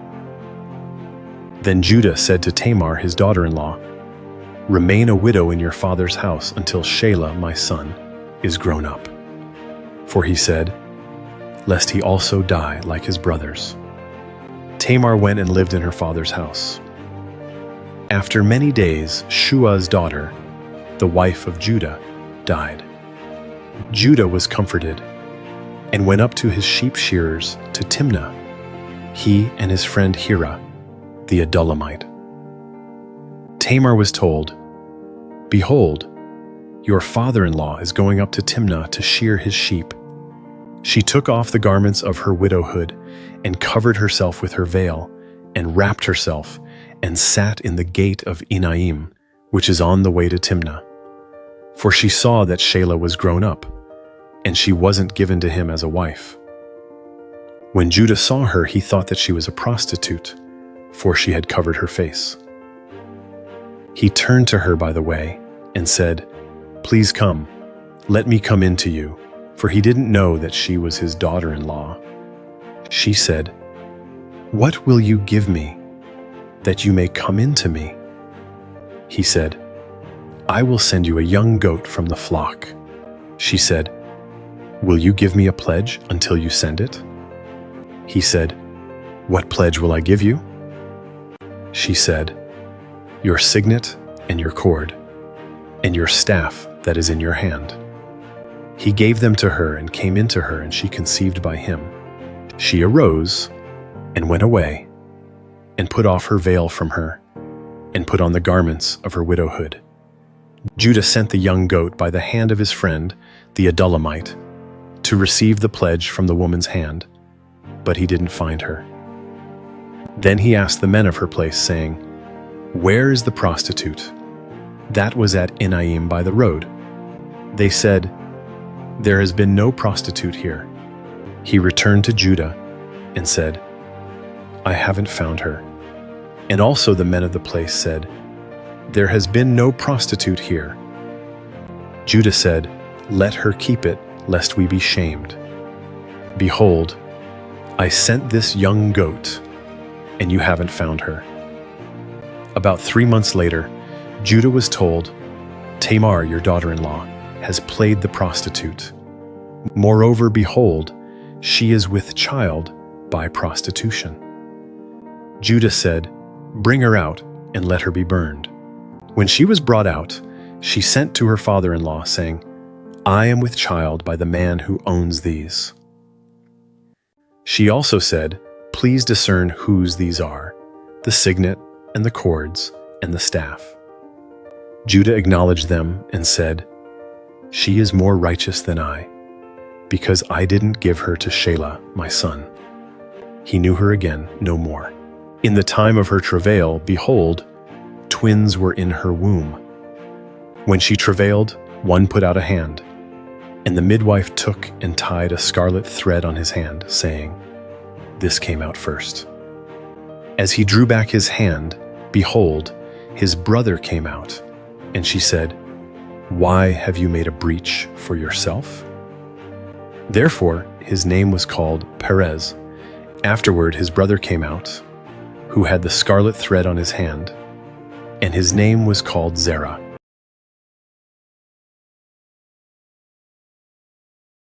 Genesis 39. Joseph was brought down to Egypt. Potiphar, an officer of Pharaoh's, the captain of the guard, an Egyptian, bought him from the hand of the Ishmaelites that had brought him down there. The Lord was with Joseph, and he was a prosperous man. He was in the house of his master the Egyptian. His master saw that the Lord was with him, and that the Lord made all that he did prosper in his hand. Joseph found favor in his sight. He ministered to him, and Potiphar made him overseer over his house, and all that he had he put into his hand. From the time that he made him overseer in his house, and over all that he had, the Lord blessed the Egyptian's house for Joseph's sake. The Lord's blessing was on all that he had in the house and in the field. He left all that he had in Joseph's hand. He didn't concern himself with anything except for the food which he ate. Joseph was well-built and handsome. After these things, his master's wife set her eyes on Joseph, and she said, "Lie with me." But he refused and said to his master's wife, "Behold, my master doesn't know what is with me in the house, and he has put all that he has into my hand. No one is greater in this house than I am, and he has not kept back anything from me but you, because you are his wife. How then can I do this great wickedness and sin against God?" As she spoke to Joseph day by day, he didn't listen to her, to lie by her, or to be with her. About this time he went into the house to do his work, and there were none of the men of the house inside. She caught him by his garment, saying, "Lie with me." He left his garment in her hand and ran outside. When she saw that he had left his garment in her hand and had run outside, she called to the men of her house and spoke to them, saying, "Behold, he has brought a Hebrew into us to mock us. He came in to me to lie with me, and I cried with a loud voice. When he heard that, I lifted up my voice and cried. He left his garment by me and ran outside." She laid up his garment by her until his master came home. She spoke to him according to these words, saying, "The Hebrew servant, whom you have brought to us, came in to me to mock me. And as I lifted up my voice and cried, he left his garment by me and ran outside." When his master heard the words of his wife, which she spoke to him, saying, "This is what your servant did to me," his wrath was kindled. Joseph's master took him and put him into the prison, the place where the king's prisoners were bound, and he was there in custody. But the Lord was with Joseph and showed kindness to him and gave him favor in the sight of the keeper of the prison. The keeper of the prison committed to Joseph's hand all the prisoners who were in the prison. Whatever they did there, he was responsible for it. The keeper of the prison didn't look after anything that was under his hand, because the Lord was with him, and that which he did, the Lord made it prosper.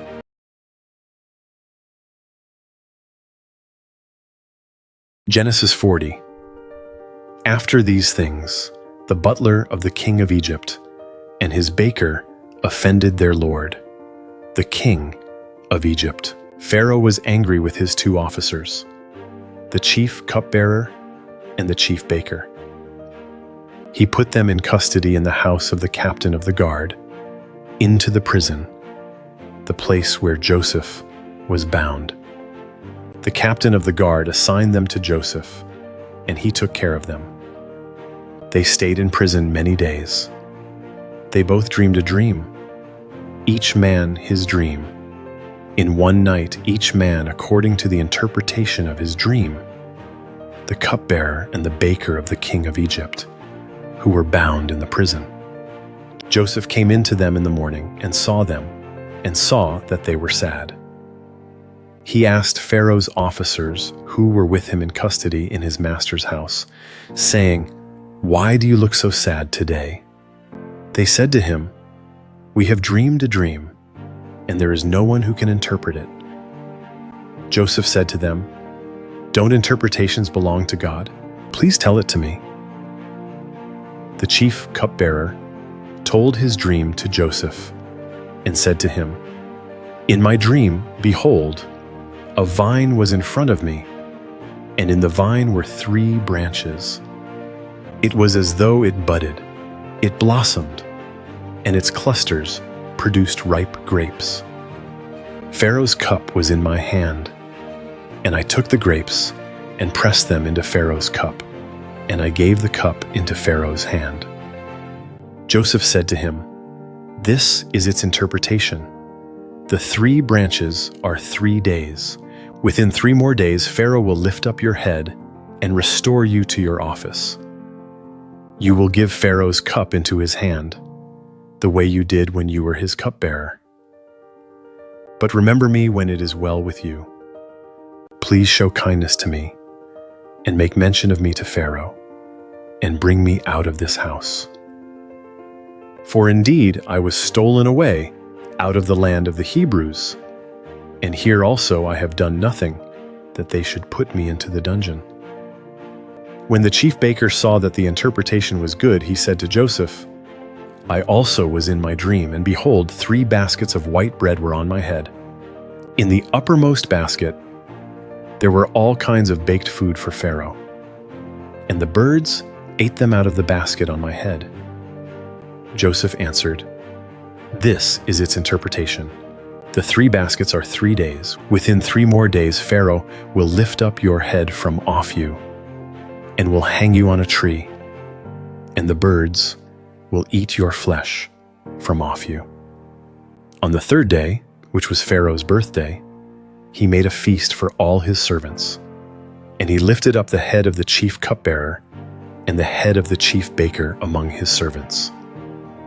He restored the chief cupbearer to his position again, and he gave the cup into Pharaoh's hand. But he hanged the chief baker, as Joseph had interpreted to them. Yet the chief cupbearer didn't remember Joseph, but forgot him.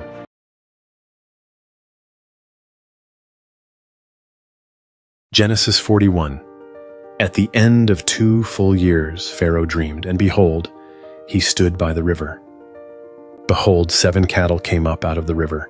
They were sleek and fat, and they fed in the marsh grass. Behold, 7 other cattle came up after them out of the river, ugly and thin, and stood by the other cattle on the brink of the river. The ugly and thin cattle ate up the 7 sleek and fat cattle. So Pharaoh awoke. He slept and dreamed a second time, and behold, 7 heads of grain came up on one stalk, healthy and good. Behold, 7 heads of grain, thin and blasted with the east wind, sprung up after them. The thin heads of grain swallowed up the 7 healthy and full ears. Pharaoh awoke, and behold, it was a dream. In the morning his spirit was troubled, and he sent and called for all of Egypt's magicians and wise men. Pharaoh told them his dreams, but there was no one who could interpret them to Pharaoh. Then the chief cupbearer spoke to Pharaoh, saying, "I remember my faults today. Pharaoh was angry with his servants and put me in custody in the house of the captain of the guard, with the chief baker. We dreamed a dream in one night, he and I. Each man dreamed according to the interpretation of his dream. There was with us there a young man, a Hebrew, servant to the captain of the guard, and we told him, and he interpreted to us our dreams. He interpreted to each man according to his dream. As he interpreted to us, so it was. He restored me to my office, and he hanged him. Then Pharaoh sent and called Joseph, and they brought him hastily out of the dungeon. He shaved himself, changed his clothing, and came in to Pharaoh. Pharaoh said to Joseph, "I have dreamed a dream, and there is no one who can interpret it. I have heard it said of you that when you hear a dream, you can interpret it." Joseph answered Pharaoh, saying, "It isn't in me. God will give Pharaoh an answer of peace." Pharaoh spoke to Joseph, "In my dream, behold, I stood on the brink of the river, and behold, 7 fat and sleek cattle came up out of the river. They fed in the marsh grass, and behold, 7 other cattle came up after them, poor and very ugly and thin, such as I never saw in all the land of Egypt for ugliness. The thin and ugly cattle ate up the first 7 fat cattle, and when they had eaten them up, it couldn't be known that they had eaten them, but they were still ugly, as at the beginning. So I awoke. I saw in my dream, and behold, 7 heads of grain came up on one stalk, full and good, and behold, 7 heads of grain, withered, thin, and blasted with the east wind, sprung up after them. The thin heads of grain swallowed up the 7 good heads of grain. I told it to the magicians, but there was no one who could explain it to me. Joseph said to Pharaoh, "The dream of Pharaoh is one. What God is about to do, he has declared to Pharaoh. The 7 good cattle are 7 years, and the 7 good heads of grain are 7 years. The dream is one. The 7 thin and ugly cattle that came up after them are 7 years, and also the 7 empty heads of grain blasted with the east wind. They will be 7 years of famine. That is the thing which I have spoken to Pharaoh. God has shown Pharaoh what he is about to do. Behold, 7 years of great plenty throughout all the land of Egypt are coming. 7 years of famine will arise after them, and all the plenty will be forgotten in the land of Egypt. The famine will consume the land, and the plenty will not be known in the land by reason of that famine which follows, for it will be very grievous." The dream was doubled to Pharaoh, because the thing is established by God, and God will shortly bring it to pass. Now therefore let Pharaoh look for a discreet and wise man, and set him over the land of Egypt. Let Pharaoh do this, and let him appoint overseers over the land, and take up the 5th part of the land of Egypt's produce in the 7 plenteous years. Let them gather all the food of these good years that come, and store grain under the hand of Pharaoh for food in the cities, and let them keep it. The food will be to supply the land against the 7 years of famine, which will be in the land of Egypt, so that the land will not perish through the famine. The thing was good in the eyes of Pharaoh, and in the eyes of all his servants. Pharaoh said to his servants, "Can we find such a one as this, a man in whom is the Spirit of God?" Pharaoh said to Joseph, "Because God has shown you all of this, there is no one so discreet and wise as you. You shall be over my house. All my people will be ruled according to your word. Only in the throne I will be greater than you." Pharaoh said to Joseph, "Behold, I have set you over all the land of Egypt." Pharaoh took off his signet ring from his hand and put it on Joseph's hand, and arrayed him in robes of fine linen, and put a gold chain about his neck. He made him ride in the 2nd chariot which he had. They cried before him, "Bow the knee." He set him over all the land of Egypt. Pharaoh said to Joseph, "I am Pharaoh. Without you, no man shall lift up his hand or his foot in all the land of Egypt." Pharaoh called Joseph's name Zaphenath-Paneah. He gave him Asenath, the daughter of Potiphar, a priest of On, as a wife. Joseph went out over the land of Egypt. Joseph was 30 years old when he stood before Pharaoh, king of Egypt. Joseph went out from the presence of Pharaoh and went throughout all the land of Egypt. In the 7 plenteous years the earth produced abundantly. He gathered up all the food of the 7 years which were in the land of Egypt, and laid up the food in the cities. He stored food in each city from the fields around that city. Joseph laid up grain as the sand of the sea, very much, until he stopped counting, for it was without number. To Joseph were born 2 sons before the year of famine came, whom Asenath, the daughter of Potiphar, a priest of On, bore to him. Joseph called the name of the firstborn Manasseh, for, he said, "God has made me forget all my toil and all my father's house." The name of the second he called Ephraim, for God has made me fruitful in the land of my affliction. The 7 years of plenty that were in the land of Egypt came to an end. The 7 years of famine began to come, just as Joseph had said. There was famine in all lands, but in all the land of Egypt there was bread. When all the land of Egypt was famished, The people cried to Pharaoh for bread, and Pharaoh said to all the Egyptians, "Go to Joseph. What he says to you, do." The famine was over all the surface of the earth. Joseph opened all the storehouses and sold to the Egyptians. The famine was severe in the land of Egypt. All countries came into Egypt to Joseph to buy grain, because the famine was severe in all the earth.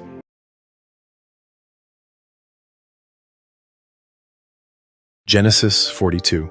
Now Jacob saw that there was grain in Egypt, and Jacob said to his sons, "Why do you look at one another?" He said, "Behold, I have heard that there is grain in Egypt. Go down there and buy for us from there, so that we may live and not die." Joseph's 10 brothers went down to buy grain from Egypt. But Jacob didn't send Benjamin, Joseph's brother, with his brothers, for he said, "Lest perhaps harm happen to him." The sons of Israel came to buy among those who came, for the famine was in the land of Canaan. Joseph was the governor over the land. It was he who sold to all the people of the land. Joseph's brothers came and bowed themselves down to him with their faces to the earth. Joseph saw his brothers, and he recognized them, but acted like a stranger to them and spoke roughly with them. He said to them, "Where did you come from?"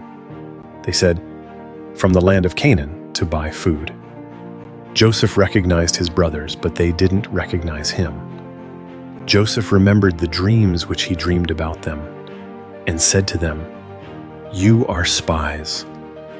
You have come to see the nakedness of the land."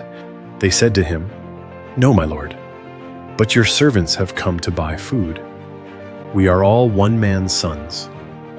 We are honest men. Your servants are not spies."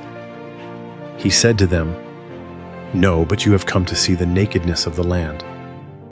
They said, "We, your servants, are 12 brothers, the sons of one man in the land of Canaan, and behold, the youngest is today with our father, and one is no more." Joseph said to them, "It is like I told you, saying, 'You are spies.' By this you shall be tested.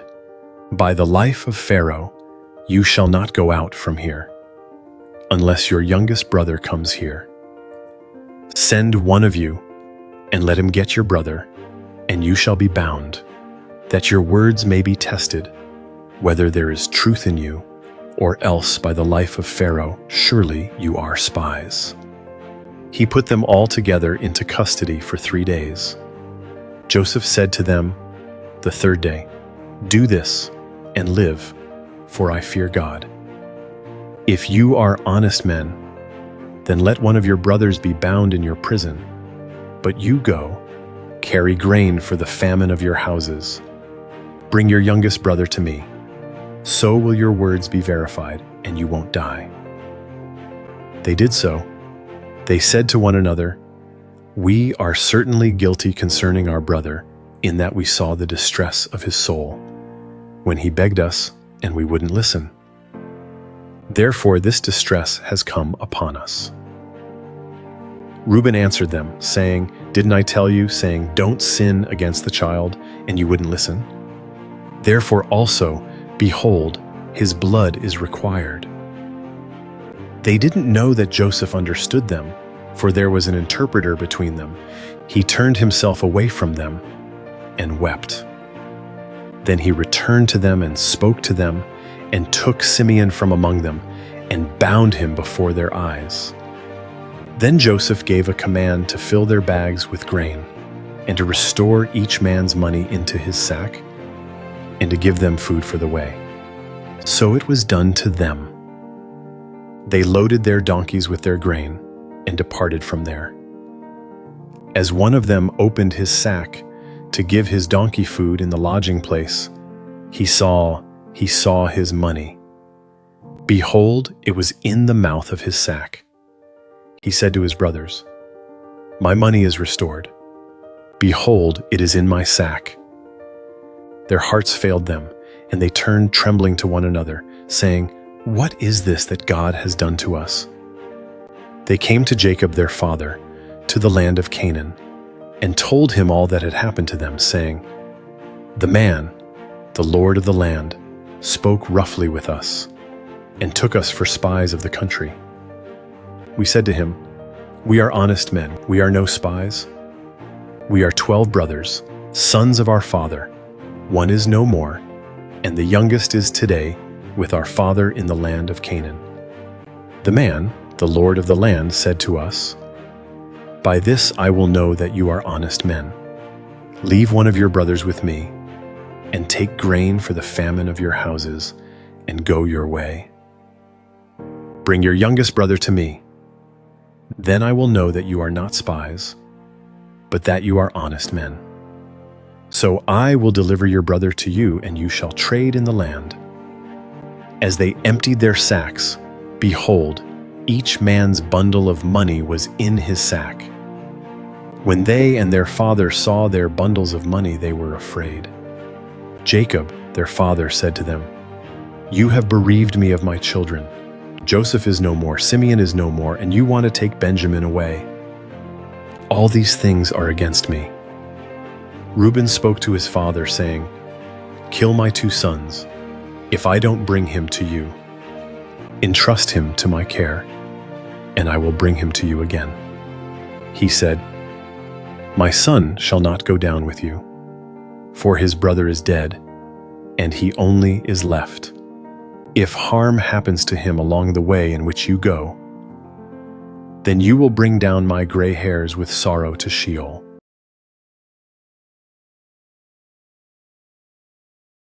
Genesis 43. The famine was severe in the land.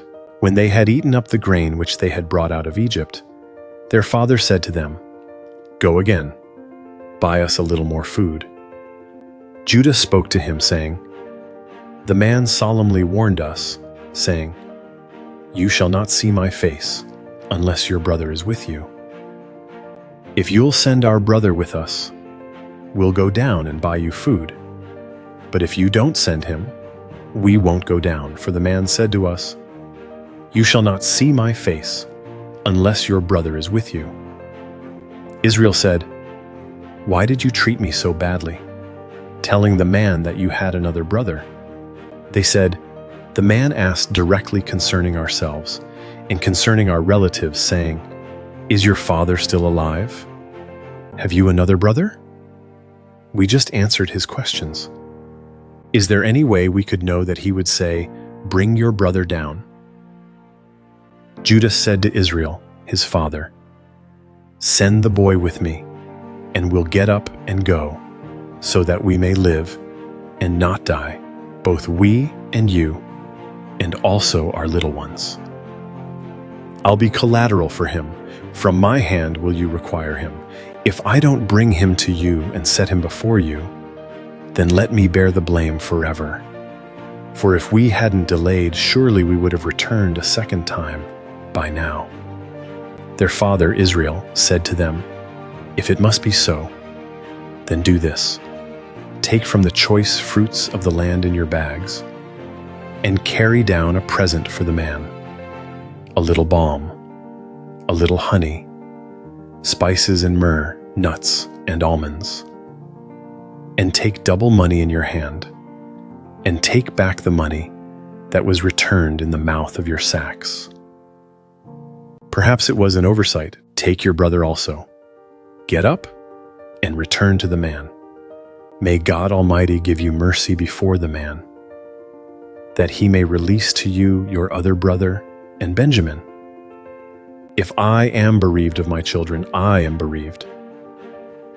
The men took that present, and they took double money in their hand, and Benjamin, and got up, went down to Egypt, and stood before Joseph. When Joseph saw Benjamin with them, he said to the steward of his house, "Bring the men into the house, and butcher an animal, and prepare, for the men will dine with me at noon." The man did as Joseph commanded, and the man brought the men to Joseph's house. The men were afraid, because they were brought to Joseph's house.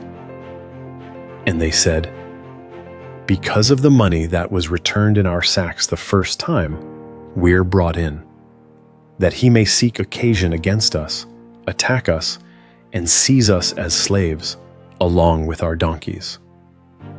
They came near to the steward of Joseph's house, and they spoke to him at the door of the house and said, "O my lord, we indeed came down the first time to buy food. When we came to the lodging place, we opened our sacks, and behold, each man's money was in the mouth of his sack, our money in full weight. We have brought it back in our hand. We have brought down other money in our hand to buy food. We don't know who put our money in our sacks." He said, "Peace be to you, don't be afraid. Your God and the God of your father has given you treasure in your sacks. I received your money." He brought Simeon out to them. The man brought the men into Joseph's house and gave them water, and they washed their feet. He gave their donkeys fodder. They prepared the present for Joseph's coming at noon, for they heard that they should eat bread there. When Joseph came home, they brought him the present which was in their hand into the house, and bowed themselves down to the earth before him. He asked them of their welfare and said, "Is your father well, the old man of whom you spoke? Is he yet alive?" They said, "Your servant, our father, is well. He is still alive." They bowed down humbly.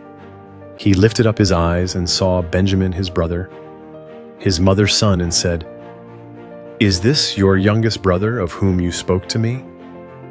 He said, "God be gracious to you, my son." Joseph hurried, for his heart yearned over his brother, and he sought a place to weep. He entered into his room and wept there. He washed his face and came out. He controlled himself and said, "Serve the meal." They served him by himself, and them by themselves, and the Egyptians who ate with him by themselves, because the Egyptians don't eat with the Hebrews, for that is an abomination to the Egyptians. They sat before him, the firstborn according to his birthright, and the youngest according to his youth, and the men marveled with one another. He sent portions to them from before him. But Benjamin's portion was 5 times as much as any of theirs. They drank and were merry with him.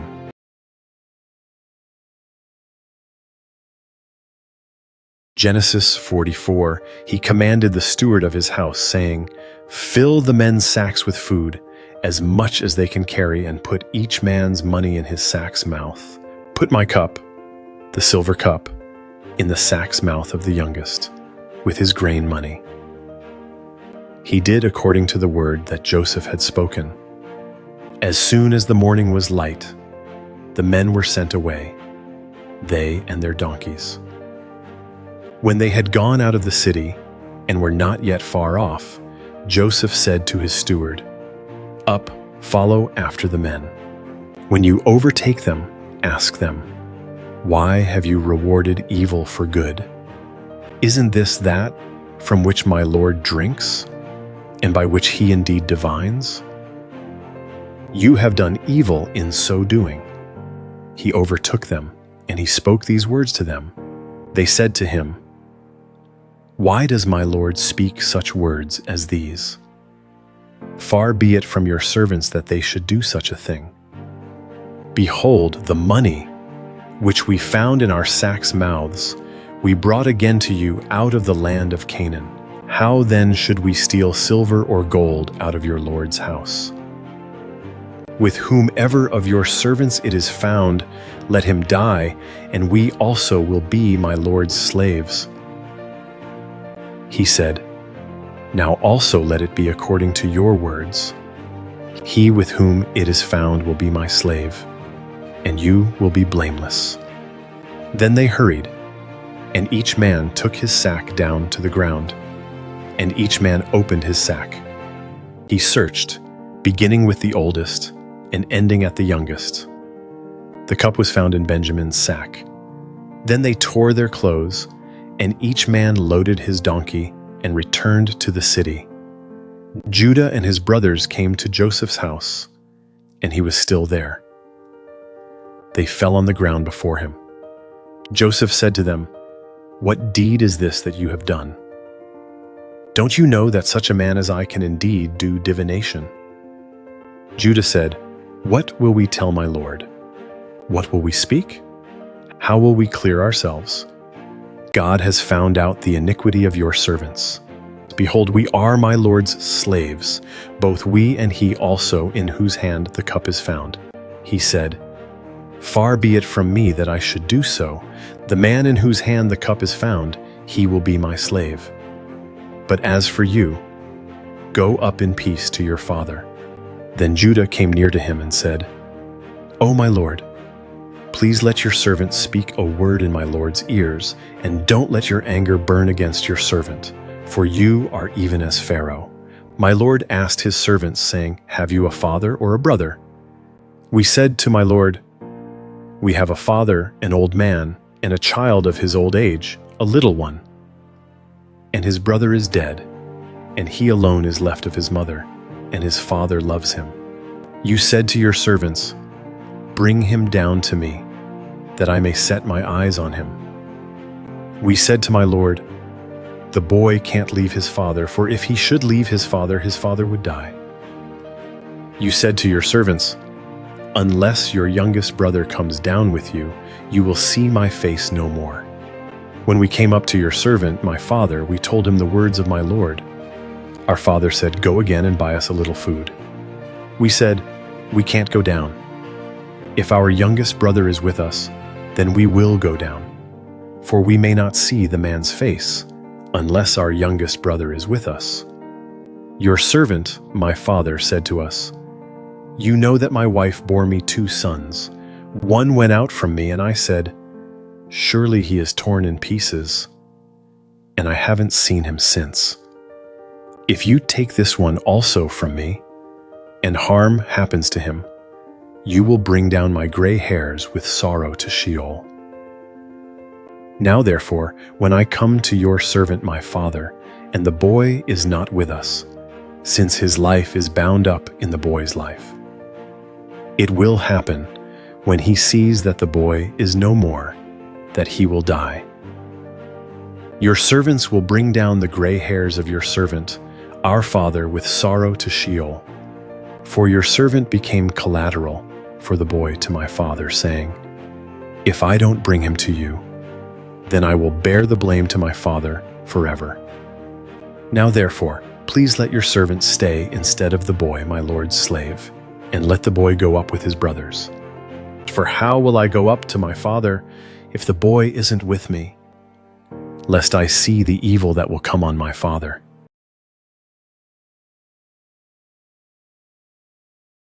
Genesis 45. Then Joseph couldn't control himself before all those who stood before him, and he called out, "'Cause everyone to go out from me." No one else stood with him, while Joseph made himself known to his brothers. He wept aloud. The Egyptians heard, and the house of Pharaoh heard. Joseph said to his brothers, "I am Joseph. Does my father still live?" His brothers couldn't answer him, for they were terrified at his presence. Joseph said to his brothers, "Come near to me, please." They came near. He said, "I am Joseph, your brother, whom you sold into Egypt. Now don't be grieved, nor angry with yourselves, that you sold me here. For God sent me before you to preserve life. For these 2 years, the famine has been in the land, and there are yet 5 years in which there will be no plowing and no harvest. God sent me before you to preserve for you a remnant in the earth, and to save you alive by a great deliverance. So now it wasn't you who sent me here, but God, and he has made me a father to Pharaoh, lord of all his house, and ruler over all the land of Egypt. Hurry and go up to my father and tell him, 'This is what your son Joseph says. God has made me lord of all Egypt. Come down to me. Don't wait. You shall dwell in the land of Goshen, and you will be near to me. you, your children, your children's children, your flocks, your herds, and all that you have. There I will provide for you, for there are yet 5 years of famine, lest you come to poverty, you and your household and all that you have. Behold, your eyes see, and the eyes of my brother Benjamin, that it is my mouth that speaks to you. You shall tell my father of all my glory in Egypt, and of all that you have seen. You shall hurry and bring my father down here. He fell on his brother Benjamin's neck and wept, and Benjamin wept on his neck. He kissed all his brothers and wept on them. After that, his brothers talked with him. The report of it was heard in Pharaoh's house, saying, Joseph's brothers have come. It pleased Pharaoh well, and his servants. Pharaoh said to Joseph, Tell your brothers, do this. Load your animals and go. Travel to the land of Canaan. Take your father and your households, and come to me, and I will give you the good of the land of Egypt, and you will eat the fat of the land. Now you are commanded to do this. Take wagons out of the land of Egypt for your little ones, and for your wives, and bring your father and come. Also, don't concern yourselves about your belongings, for the good of all the land of Egypt is yours. The sons of Israel did so. Joseph gave them wagons according to the commandment of Pharaoh, and gave them provision for the way. He gave each one of them changes of clothing, but to Benjamin he gave 300 pieces of silver and 5 changes of clothing. He sent the following to his father: 10 donkeys loaded with the good things of Egypt, and 10 female donkeys loaded with grain and bread, and provision for his father by the way. So he sent his brothers away, and they departed. He said to them, See that you don't quarrel on the way. They went up out of Egypt and came into the land of Canaan to Jacob their father. They told him, saying, Joseph is still alive, and he is ruler over all the land of Egypt. His heart fainted, for he didn't believe them. They told him all the words of Joseph, which he had said to them. When he saw the wagons which Joseph had sent to carry him, the spirit of Jacob, their father, revived. Israel said, It is enough. Joseph, my son, is still alive. I will go and see him before I die.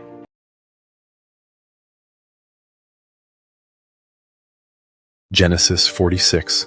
Israel traveled with all that he had, and came to Beersheba, and offered sacrifices to the God of his father, Isaac. God spoke to Israel in the visions of the night and said, Jacob, Jacob, Uzziah. He said, Here I am. He said, I am God, the God of your father. Don't be afraid to go down into Egypt, for there I will make of you a great nation. I will go down with you into Egypt. I will also surely bring you up again. Joseph's hand will close your eyes. Jacob rose up from Beersheba, and the sons of Israel carried Jacob, their father, their little ones, and their wives, in the wagons which Pharaoh had sent to carry him. They took their livestock and their goods which they had gotten in the land of Canaan, and came into Egypt. Jacob and all his offspring with him, his sons and his sons' sons with him, his daughters and his sons' daughters.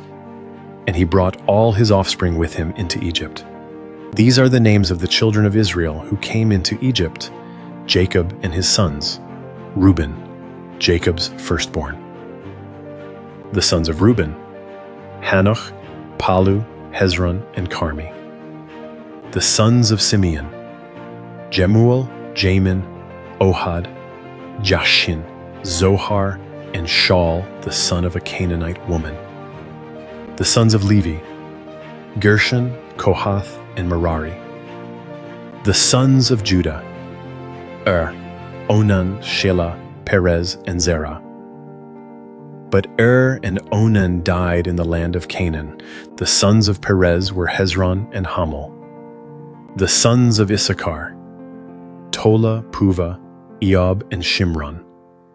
The sons of Zebulun, Sered, Elon, and Jaleel. These are the sons of Leah, whom she bore to Jacob in Paddan Aram, with his daughter Dinah. All the souls of his sons and his daughters were 33.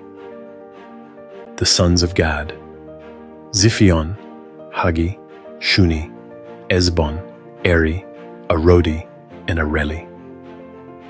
The sons of Asher, Imnah, Ishva, Ishvi, Beriah, and Sarah their sister. The sons of Beriah, Heber and Malchiel. These are the sons of Zilpah, whom Laban gave to Leah, his daughter, and these she bore to Jacob, even 16 souls. The sons of Rachel, Jacob's wife, Joseph, and Benjamin. To Joseph in the land of Egypt were born Manasseh and Ephraim, whom Asenath, the daughter of Potiphar, priest of On, bore to him. The sons of Benjamin, Bela, Becher, Ashbel, Gera, Naaman, Ahi, Rosh, Mupim, Hupim, and Ard.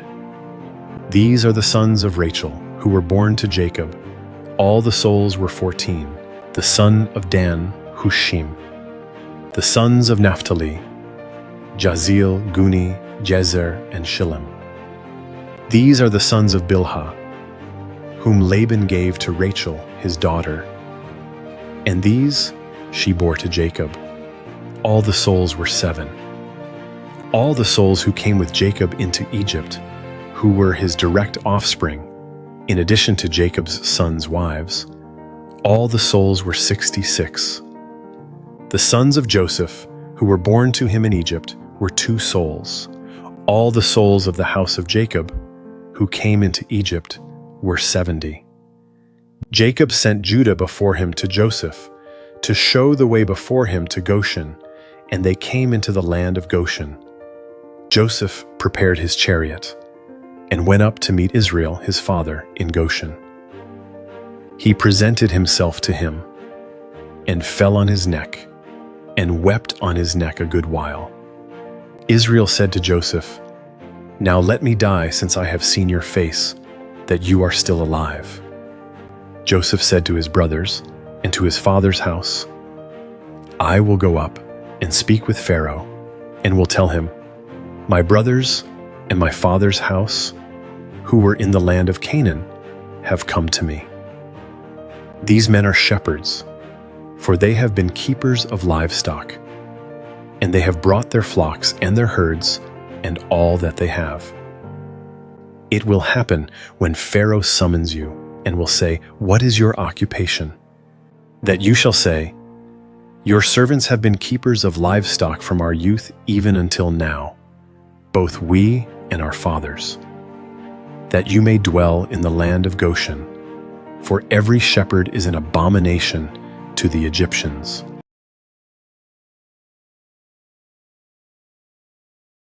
Genesis 47.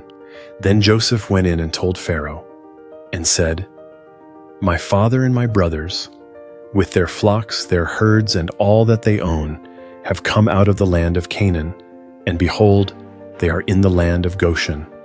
From among his brothers he took 5 men, and presented them to Pharaoh. Pharaoh said to his brothers, "What is your occupation?" They said to Pharaoh, "Your servants are shepherds, both we and our fathers." They also said to Pharaoh, "We have come to live as foreigners in the land, for there is no pasture for your servants' flocks, for the famine is severe in the land of Canaan. Now therefore, please let your servants dwell in the land of Goshen."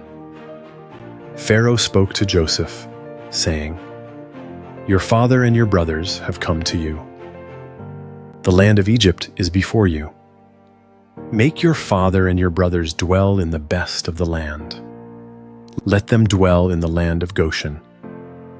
If you know any able men among them, then put them in charge of my livestock."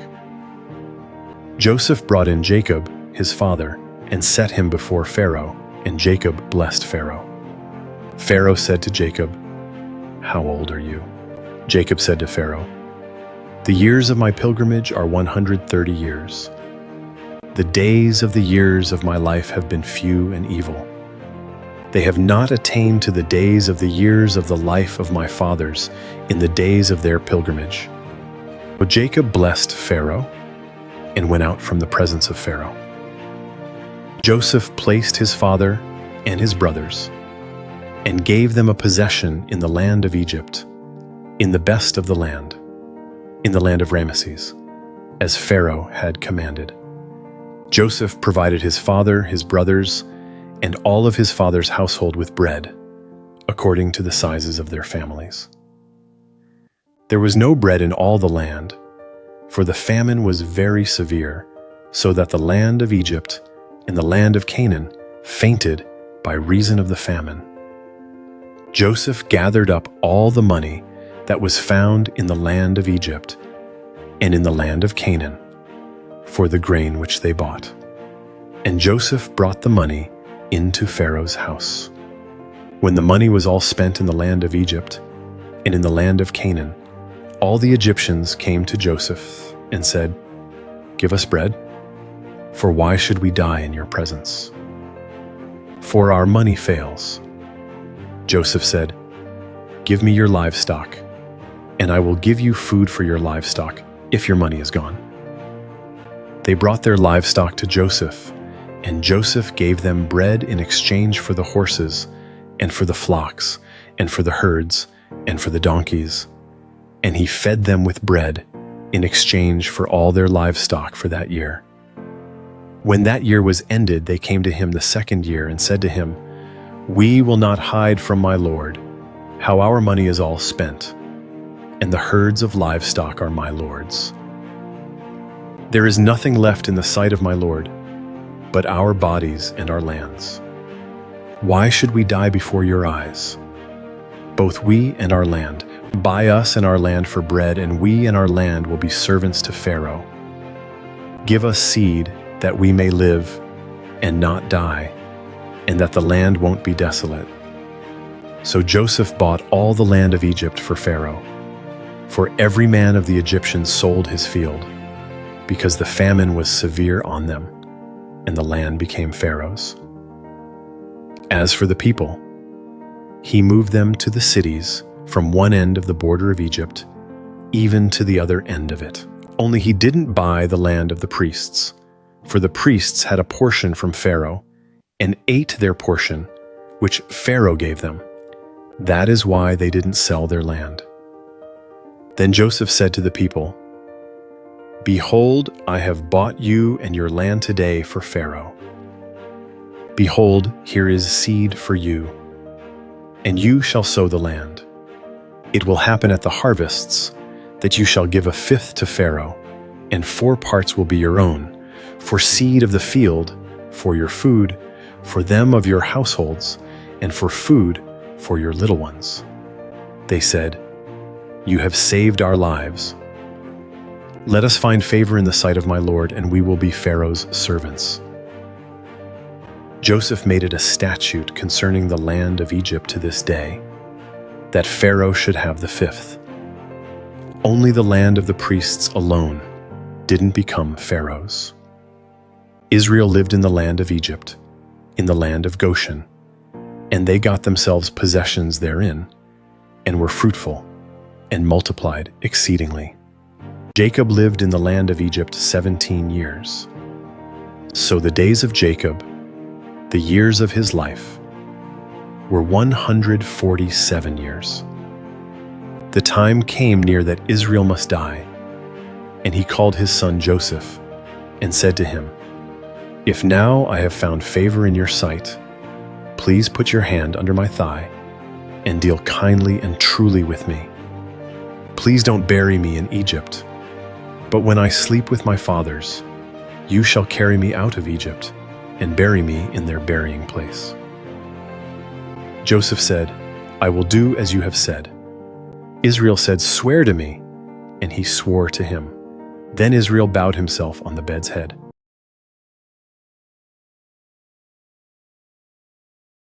Genesis 48. After these things, someone said to Joseph, "Behold, your father is sick." He took with him his 2 sons, Manasseh and Ephraim. Someone told Jacob and said, "Behold, your son Joseph comes to you." And Israel strengthened himself and sat on the bed. Jacob said to Joseph, "God Almighty appeared to me at Luz in the land of Canaan, and blessed me, and said to me, 'Behold, I will make you fruitful and multiply you, and I will make of you a company of peoples, and will give this land to your offspring after you for an everlasting possession.' Now your 2 sons, who were born to you in the land of Egypt, before I came to you into Egypt, are mine, Ephraim and Manasseh, even as Reuben and Simeon will be mine. Your offspring, whom you become the father of after them, will be yours. They will be called after the name of their brothers in their inheritance. As for me, when I came from Paddan, Rachel died beside me in the land of Canaan on the way, when there was still some distance to come to Ephrath. And I buried her there on the way to Ephrath, also called Bethlehem. Israel saw Joseph's sons and said, 'Who are these?' Joseph said to his father, 'They are my sons, whom God has given me here.' He said, 'Please bring them to me, and I will bless them.' Now the eyes of Israel were dim for age, so that he couldn't see well. Joseph brought them near to him, and he kissed them and embraced them. Israel said to Joseph, 'I didn't think I would see your face, and behold, God has let me see your offspring also.' Joseph brought them out from between his knees, and he bowed himself with his face to the earth. Joseph took them both, Ephraim in his right hand toward Israel's left hand, and Manasseh in his left hand toward Israel's right hand, and brought them near to him. Israel stretched out his right hand and laid it on Ephraim's head, who was the younger, and his left hand on Manasseh's head, guiding his hands knowingly, for Manasseh was the firstborn. He blessed Joseph and said, 'The God before whom my fathers Abraham and Isaac walked, the God who has fed me all my life long to this day, the angel who has redeemed me from all evil, bless the lads, and let my name be named on them, and the name of my fathers Abraham and Isaac. Let them grow into a multitude upon the earth.' When Joseph saw that his father laid his right hand on the head of Ephraim, it displeased him. He held up his father's hand to remove it from Ephraim's head to Manasseh's head. Joseph said to his father, 'Not so, my father, for this is the firstborn. Put your right hand on his head.' His father refused and said, 'I know, my son, I know. He also will become a people, and he also will be great. However, his younger brother will be greater than he, and his offspring will become a multitude of nations.' He blessed them that day, saying, 'Israel will bless in your name,' saying, 'God make you as Ephraim and as Manasseh.' He set Ephraim before Manasseh. Israel said to Joseph, 'Behold, I am dying, but God will be with you, and bring you again to the land of your fathers. Moreover, I have given to you one portion above your brothers, which I took out of the hand of the Amorite with my sword and with my bow.'"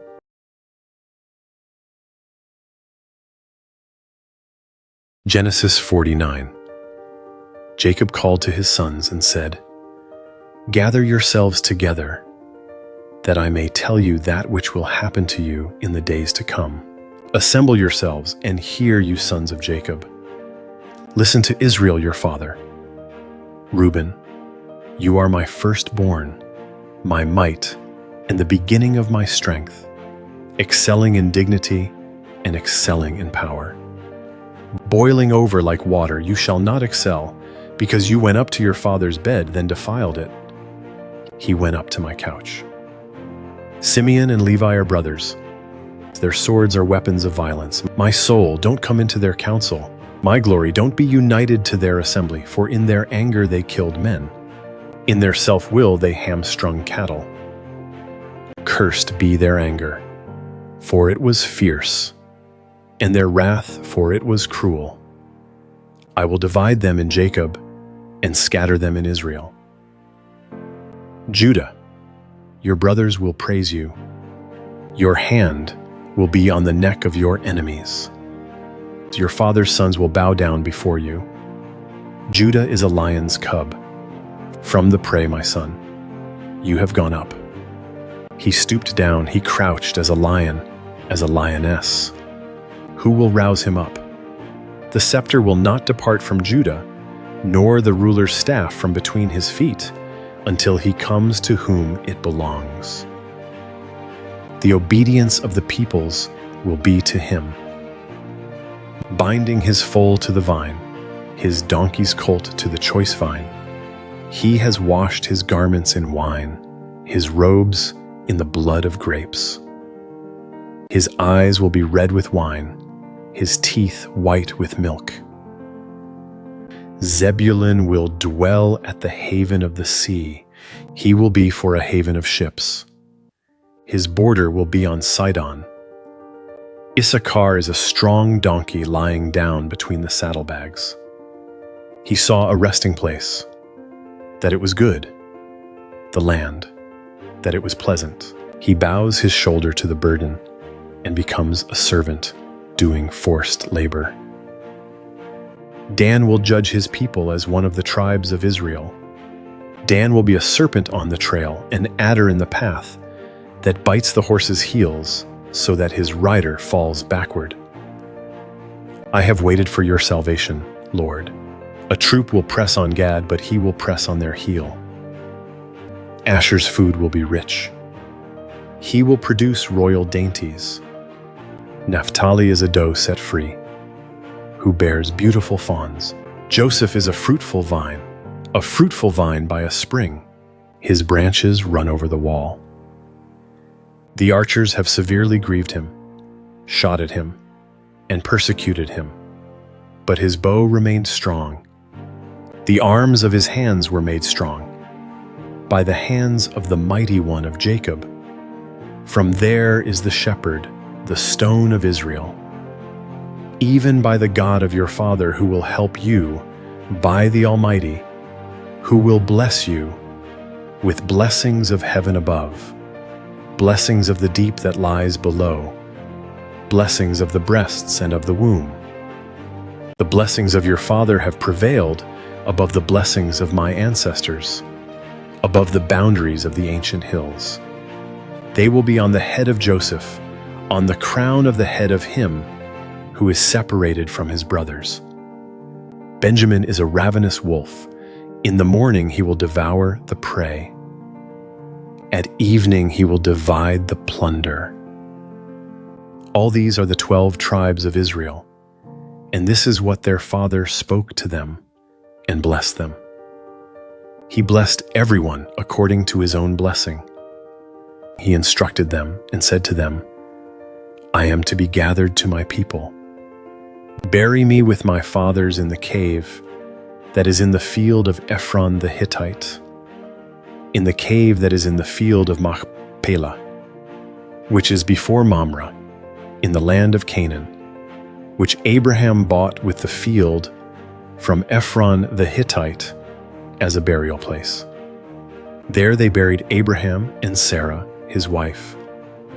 There they buried Isaac and Rebekah, his wife.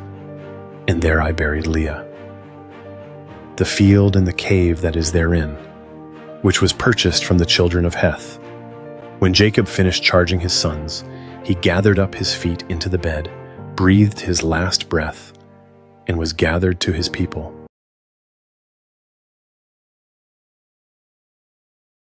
Genesis 50. Joseph fell on his father's face, wept on him, and kissed him. Joseph commanded his servants, the physicians, to embalm his father, and the physicians embalmed Israel. 40 days were used for him, for that is how many days it takes to embalm. The Egyptians wept for Israel for 70 days. When the days of weeping for him were past, Joseph spoke to Pharaoh's staff, saying, "If now I have found favor in your eyes, please speak in the ears of Pharaoh, saying, 'My father made me swear, saying, Behold, I am dying. Bury me in my grave, which I have dug for myself, in the land of Canaan. Now therefore, please, let me go up and bury my father, and I will come again.' Pharaoh said, 'Go up and bury your father, just like he made you swear.' Joseph went up to bury his father, and with him went up all the servants of Pharaoh, the elders of his house, all the elders of the land of Egypt, all the house of Joseph, his brothers, and his father's house. Only their little ones, their flocks, and their herds they left in the land of Goshen. Both chariots and horsemen went up with him. It was a very great company. They came to the threshing floor of Atad, which is beyond the Jordan, and there they lamented with a very great and severe lamentation. He mourned for his father 7 days. When the inhabitants of the land, the Canaanites, saw the mourning in the floor of Atad, they said, "This is a grievous mourning by the Egyptians." Therefore its name was called Abel Mizraim, which is beyond the Jordan. His sons did to him just as he commanded them. For his sons carried him into the land of Canaan and buried him in the cave of the field of Machpelah, which Abraham bought with the field as a possession for a burial site from Ephron the Hittite near Mamre. Joseph returned into Egypt, he and his brothers, and all that went up with him to bury his father after he had buried his father. When Joseph's brothers saw that their father was dead, they said, "It may be that Joseph will hate us and will fully pay us back for all the evil which we did to him." They sent a message to Joseph saying, "Your father commanded before he died, saying, 'You shall tell Joseph, now please forgive the disobedience of your brothers and their sin, because they did evil to you. Now please forgive the disobedience of the servants of the God of your father.'" Joseph wept when they spoke to him. His brothers also went and fell down before his face. And they said, "Behold, we are your servants." Joseph said to them, "Don't be afraid, for am I in the place of God? As for you, you meant evil against me, but God meant it for good, to save many people alive, as is happening today. Now therefore don't be afraid. I will provide for you and your little ones." He comforted them and spoke kindly to them. Joseph lived in Egypt, he and his father's house. Joseph lived 110 years. Joseph saw Ephraim's children to the 3rd generation. The children also of Machir, the son of Manasseh, were born on Joseph's knees. Joseph said to his brothers, "I am dying, but God will surely visit you and bring you up out of this land to the land which he swore to Abraham, to Isaac, and to Jacob." Joseph took an oath from the children of Israel, saying, "God will surely visit you, and you shall carry up my bones from here." So Joseph died, being 110 years old, and they embalmed him, and he was put in a coffin in Egypt.